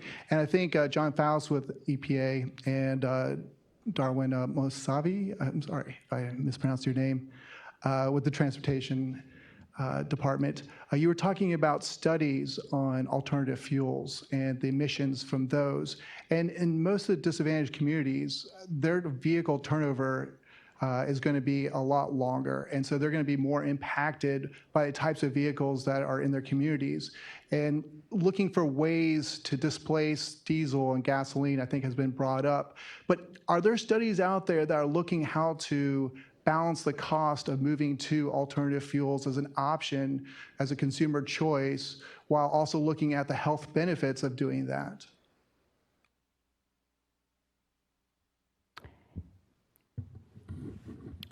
This is John Faust from OEHA. Well, I mean, we certainly would be interested. I'm afraid I don't know, the answer to the question in terms of what is out there, but it seems like it's in a critical part of the question. So we would take your comment, and it would be part of what we would be thinking about. Thank you. I would just note, this is Rajinder, I would just note that because CARB has a series of regulations related to cleaner fuels, we do have staff reports and analyses on the economics of moving to those fuels and the anticipated health benefits of moving to those fuels and technologies. Those are on our website. Thank you. Hi, Alyssa Giacchino with the United Auto Workers. So I appreciate that various folks, both in the audience and from the dais, have talked about high quality jobs, and you have sustainable, equitable economic transitions up there. I think it's important that this study, as we're, the Secretary mentioned at the top, California is a real leader in encouraging the transition to ZEVs. We have a long way to go to meet our own goals. And I think it's important that this study look at how our current policies and any new initiatives we have in accelerating that transition toward electrification, particularly in light duty, is where I'm thinking about it. How are we using our policies to create high quality jobs and help workers in the auto sector transition, anticipating job losses through the more simplified powertrain that's required in EVs, and how are we using that to strengthen the auto industry in the US and the high quality jobs for that workforce and the supply chain? Thank you for that comment. So at this point, I want to do just one thing, as we have a gentleman in the room who would like the mic. To your left, Becky. There you go. Thank you. Okay. All right, somebody's been waiting? Yes, please. Great, thank you. Alvaro Casanova with the Center on Race, Poverty, and the Environment. Just a clarifying question. Does renewable hydrogen have a carbon footprint? This is my first question. And my second question is OWIHA looking at the current state of environmental health research near fence line communities? And is that research going to be used to prioritize those communities in the phase out and cleanup of oil extraction sites? So, Richinder, do you want to take that first one? So on renewable hydrogen, as it's used in actual practice, it does not have a GHG footprint. I think if you start to get into some of the life cycle analyses and some of the studies talk about all the components to bring that to market, there are potential other emissions associated with bringing that fuel forward. But as an end use, it does not have a greenhouse gas footprint. And this is John Faust from OWIHA. We are currently working with the Air Resources Board in their SNAPS program, air pollution in communities near petroleum sources. There's, as you probably know, active monitoring going on now in the community of Lost Hills, and OWIHA is contributing to that work with providing an understanding and an interpretation of the data that come out of that. And scoping is certainly going on right now for a second community monitoring effort in the Baldwin Hills community in Los Angeles. So that's all part of the information that can help inform what the impacts are from petroleum sources in communities or near them.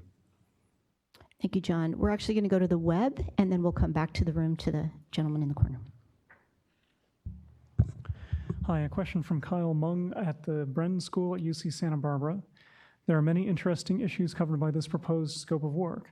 However, much remains unknown when it comes to clean energy transitions and their economic and equity impacts, in large part because of the unprecedented nature, of California's 2045 climate goals. Is there scope in these AB 74 studies for conducting rigorous new research on questions around energy transitions? Or would most of the AB 74 studies consist of summaries of what is currently known, of which the answer is very little? I think we would say that certainly an aspect of what we want to accomplish in this scope is to do some gap analysis and have a summary of what has already happened. We already heard a lot of really helpful reminders today about some previous studies that we had really better take into account. So it's both, really. Yeah, and this is Mark. If I could add to that, I think that we're interested in your feedback as well as researchers and members of the public and those who have participated in work like this before. So given our resources and given the timeline that we've set out, which is to have deliverables done by the end of next year, what is possible and what do you think the greatest contributions from these studies could be? Yes, in the room. Hi, John Costantino again. Appreciate Rajinder's comment about what does the fuel mix look like as opposed to how do we get to zero liquid and gaseous fuels. There's a lot of investment being made in renewable fuels, whether it's ethanol, biodiesel, renewable diesel, renewable hydrogen, and we want to make sure that those investment signals don't get cut off before they get fully implemented, because there's seems to be a role for a variety of fuels moving forward rather than just an electrification future, though that we know that will play a significant role. So I just wanted to highlight that point. Thank you. Thank you. So as folks are thinking about whether they'd like to make a comment or ask a question, I want to do a couple of things. One, first is just thank you all for staying with us this afternoon. We are going until 4 o'clock, and we appreciate you being here. And also for the folks on the web, we appreciate you hanging in there. Also, just to give you a preview that we have allotted at least 20 minutes at the end before we adjourn to hear Ashley highlight some things that she's heard, and we'll also hear from Mark in terms of next steps. And before we do that piece, we'll also have a couple of other questions that we'll just tackle as a whole, as a big group. One of those questions is procedural, and another is, what can we be thinking of in terms of making the findings from the studies under the scope of work as actionable as possible. And some of you in your comments have already touched on that. So it'll be a chance to just reinforce. So we do have two big questions to also address, but we also have some time still for you to respond to anything you heard from our team in terms of the context they provided. Any other comments, reactions? And we have 3 more comments from the web. Go ahead. So the next one from the web is from Ellie Cohen at the Climate Center. Thanks for the informative webinar. My question, the UN IPCC 1.5 degree C report found that to avoid irreversible consequences, we must slash greenhouse gas emissions in half by 2030 while making significant progress toward removing hundreds of billions of tons of warming pollutants we've already dumped into the atmosphere. How is the state addressing carbon sequestration at scale as called for by the science to return to safe climate? We will take that comment as the cogent advice it is and move on. Actually, I can add to that. There's the natural working land sequestration piece, but there's also the mechanical sequestration, and California does have an adopted carbon capture and sequestration protocol, and we are engaging with companies that are deploying direct air capture internationally, who are also scoping sites in the US for direct air capture. So work continues to look at all methods of sequestration towards the information that was provided in the IPCC report.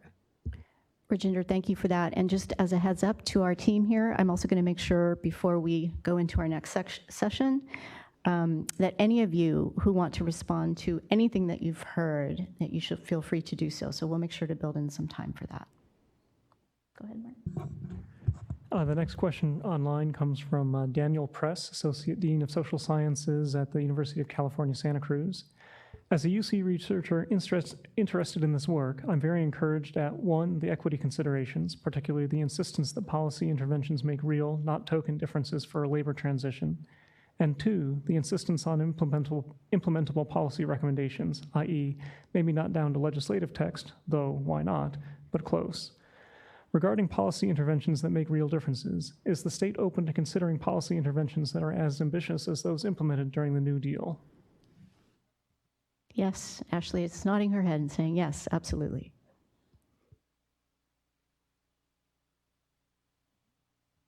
All right, very good. And then 3 more questions here from Jean Sue. 1, and I'll just read all 3 off and let people respond. Under the existing EO for carbon neutrality of 2045, the state should stop selling fossil fuel cars by 2030, assuming that the average lifetime of a car is 15 years. This 2030 deadline to sell 100% ZEVs is not only in line with climate science, but also parallels bans in over 24 countries, as well as a federal goalpost articulated by many progressive presidential candidates. A, have the agencies examine this 2030 date to reach 100% ZEV sales? B, for Tyson, are there studies available that show the roadmap for charging infrastructure and incentive structures necessary to meet this 2030 timeline or afterwards? The second question, for Tara, I'm not sure who that is the new study considering the adoption of distributed solar and community solar? And 3, for the managed decline of fossil fuels, would we assume that this, we would assume that this would involve Dogger. Is there a reason why Dogger is not represented today? The Department of Conservation is very much a member of the team and has participated in all of the planning. Just because of unforeseen conflicts, we just couldn't have anyone from the Department of Conservation today. And going to the other questions, any of our panelists would like to respond? So I think to the infrastructure question, and the California Energy Commission is doing a bunch of analysis under AB 2127 for the using their EVI Pro model to determine kind of what our gap analysis is. How many chargers do we have? How many chargers do we need? The executive order from 2018, targets 250,000 chargers by 2025 to support a 1.5 million ZEV target, and so we're going up from there. What does our need in 2030 look like as the next thing with the 5 million target?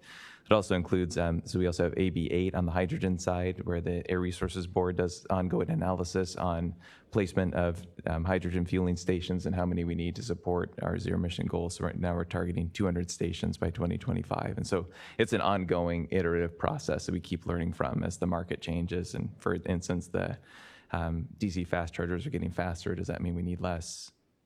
Lots of questions. I think Tara?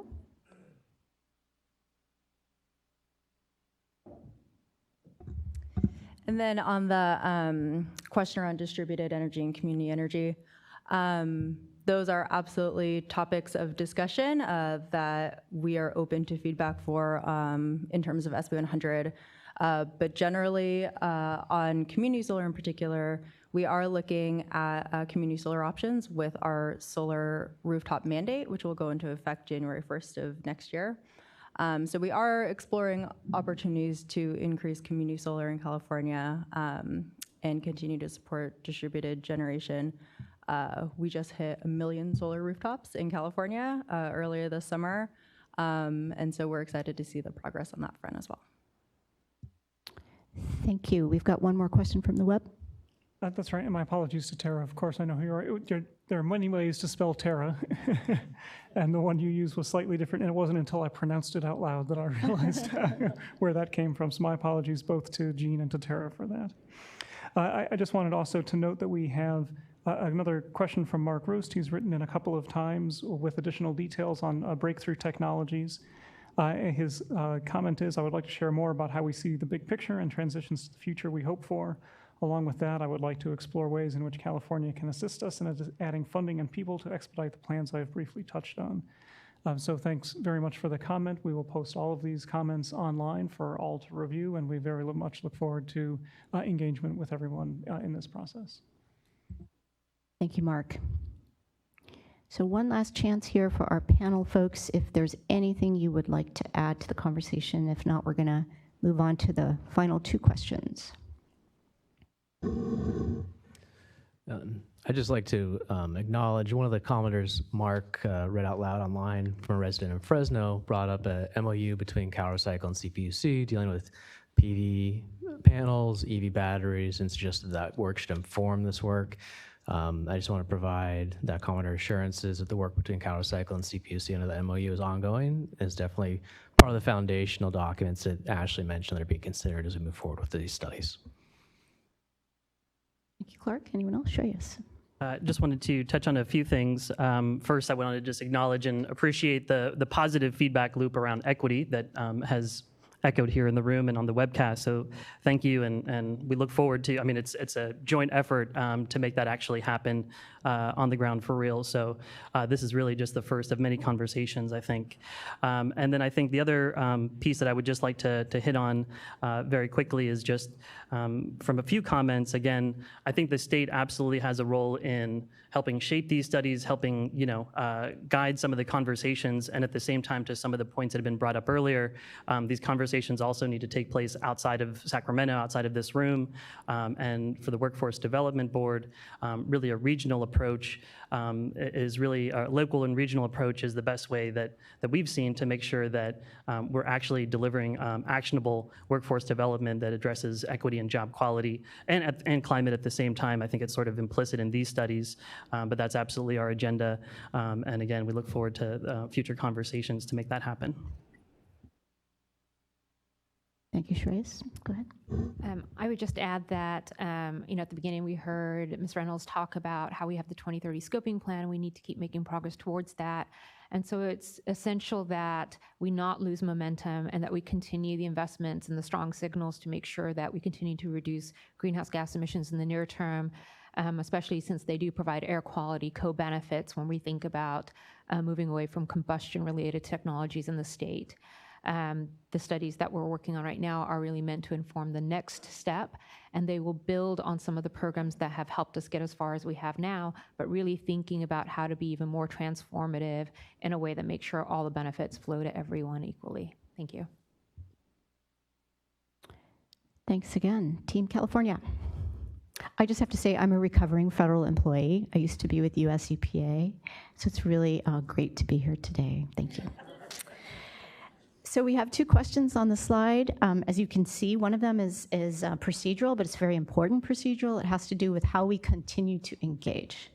So I want to just open it up to that question, as well as how can we make sure, what do we need to know as we frame the scope of work to make sure that whatever is produced as a result of these studies can be made accessible to folks and also transformative, because this is about our future, right? Any questions, comments in the room reactions to these questions or from the web?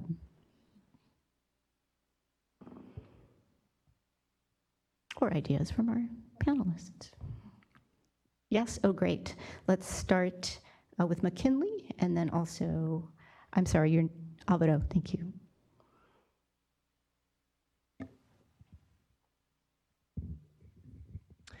Thank you so much, Adele. So again, congratulations to all of you folks assembled at the table there. This is a very important work. I've mentioned before I was privileged to be a part of some foundational work in the past at the Energy Commission. The Cal EPA Secretary mentioned two things at the beginning of this conversation. He emphasized having a report that can be used to guide future actions, and somebody else said that they hope this report exercise not be another academic exercise. One of the things that I'm particularly proud about for the work that the Energy Commission and the Air Resources Board did on the AB 1007 was that we got something very actionable out of that proceeding. That proceeding gave the full fuel cycle analysis grid model that the Air Resources Board is using for the low carbon fuel standard. And my hope is that this question around how carbon dioxide emissions attributable to electric grid equipment for wildfires receives some attention moving forward, because I think the answer to that question is going to inform whether or not California really achieves carbon neutrality as it focuses on or emphasizes electrification of the building sector and the transportation sector, or whether this becomes an academic question with some uncertainties left to whether or not we're going to achieve carbon neutrality. Thank you. Hello again, Alvaro Casanova with the Center on Race, Poverty, and the Environment. I think to your second question about how can we ensure the results of the studies are accessible and transformative, I think it's important to acknowledge that a lot of low-income communities, there's a big digital divide and not always having access to a laptop. So I would recommend using the state's technology and resources and industry to develop like a really easy to use, accessible app. A lot of people get their information over phones. They can get updates, information about meetings, and to the first question, not sure if this is the right place to insert this, but I think it'd be important. I'm a graduate of UC Berkeley and UC San Diego. I studied at the Scripps Institution of Oceanography, and I do understand that the UC system has a long history of research and development in oil and gas industry, technology and development. And so ensuring that there's no conflict of interest in the researchers that are tasked with this work is really going to be important, and I think would breed a lot of confidence and trust in the communities that have a long history of neglect and by state agencies, and so just want to raise that up. Thank you, Alvaro. I'll say too, particularly on the topic of future engagement, I think folks heard we are planning 2 in-person meetings, one in Kern and one in LA. If you signed in today at the back, you'll get a direct email notice about those, and of course we will also have information about them on our website. Any other comments?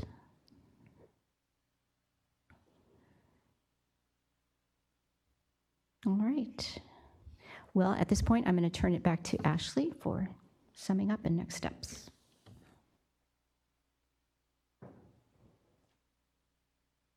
I think Jana and I are probably going to do this together.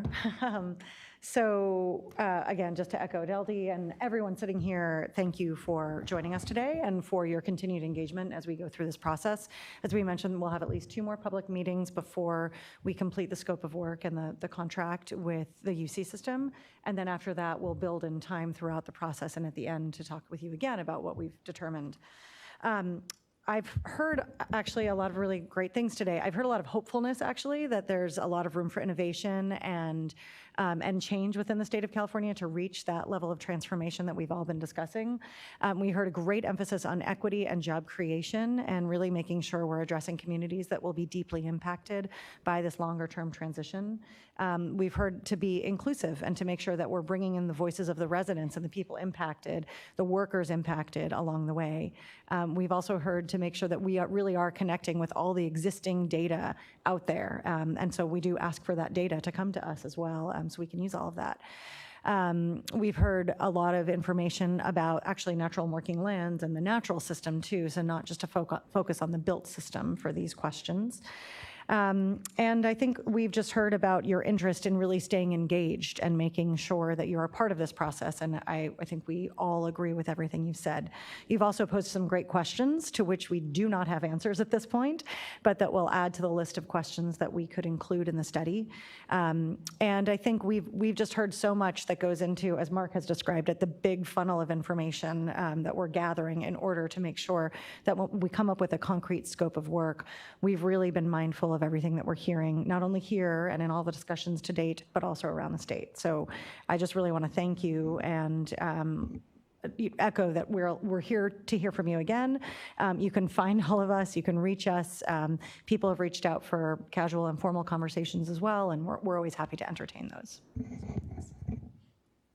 Thanks, Ashley, and I'll keep this really brief. But just a couple additional points that I want to make sure we draw out. I mean, I think we can all acknowledge that time is of the essence, not just with this study, but with the trends that we're already seeing with respect to climate change and the health impacts that many of our communities have been experiencing for a long time. So we really want to make sure that the timing of these studies is functional, not only that it leads to action, but that it leads to timely action within the year to come. So we're excited about that, and just thank you all for your time. Definitely welcome and are grateful for your continued partnership. Please feel free to reach out to any of us. We're open and willing to meet with you all. Looking forward to the workshops in Kern and LA. Please stay posted for that. As Deldy mentioned, there are sign-up sheets in the back. Please make sure that we have your contact information if you haven't been getting our notices already, and thank you.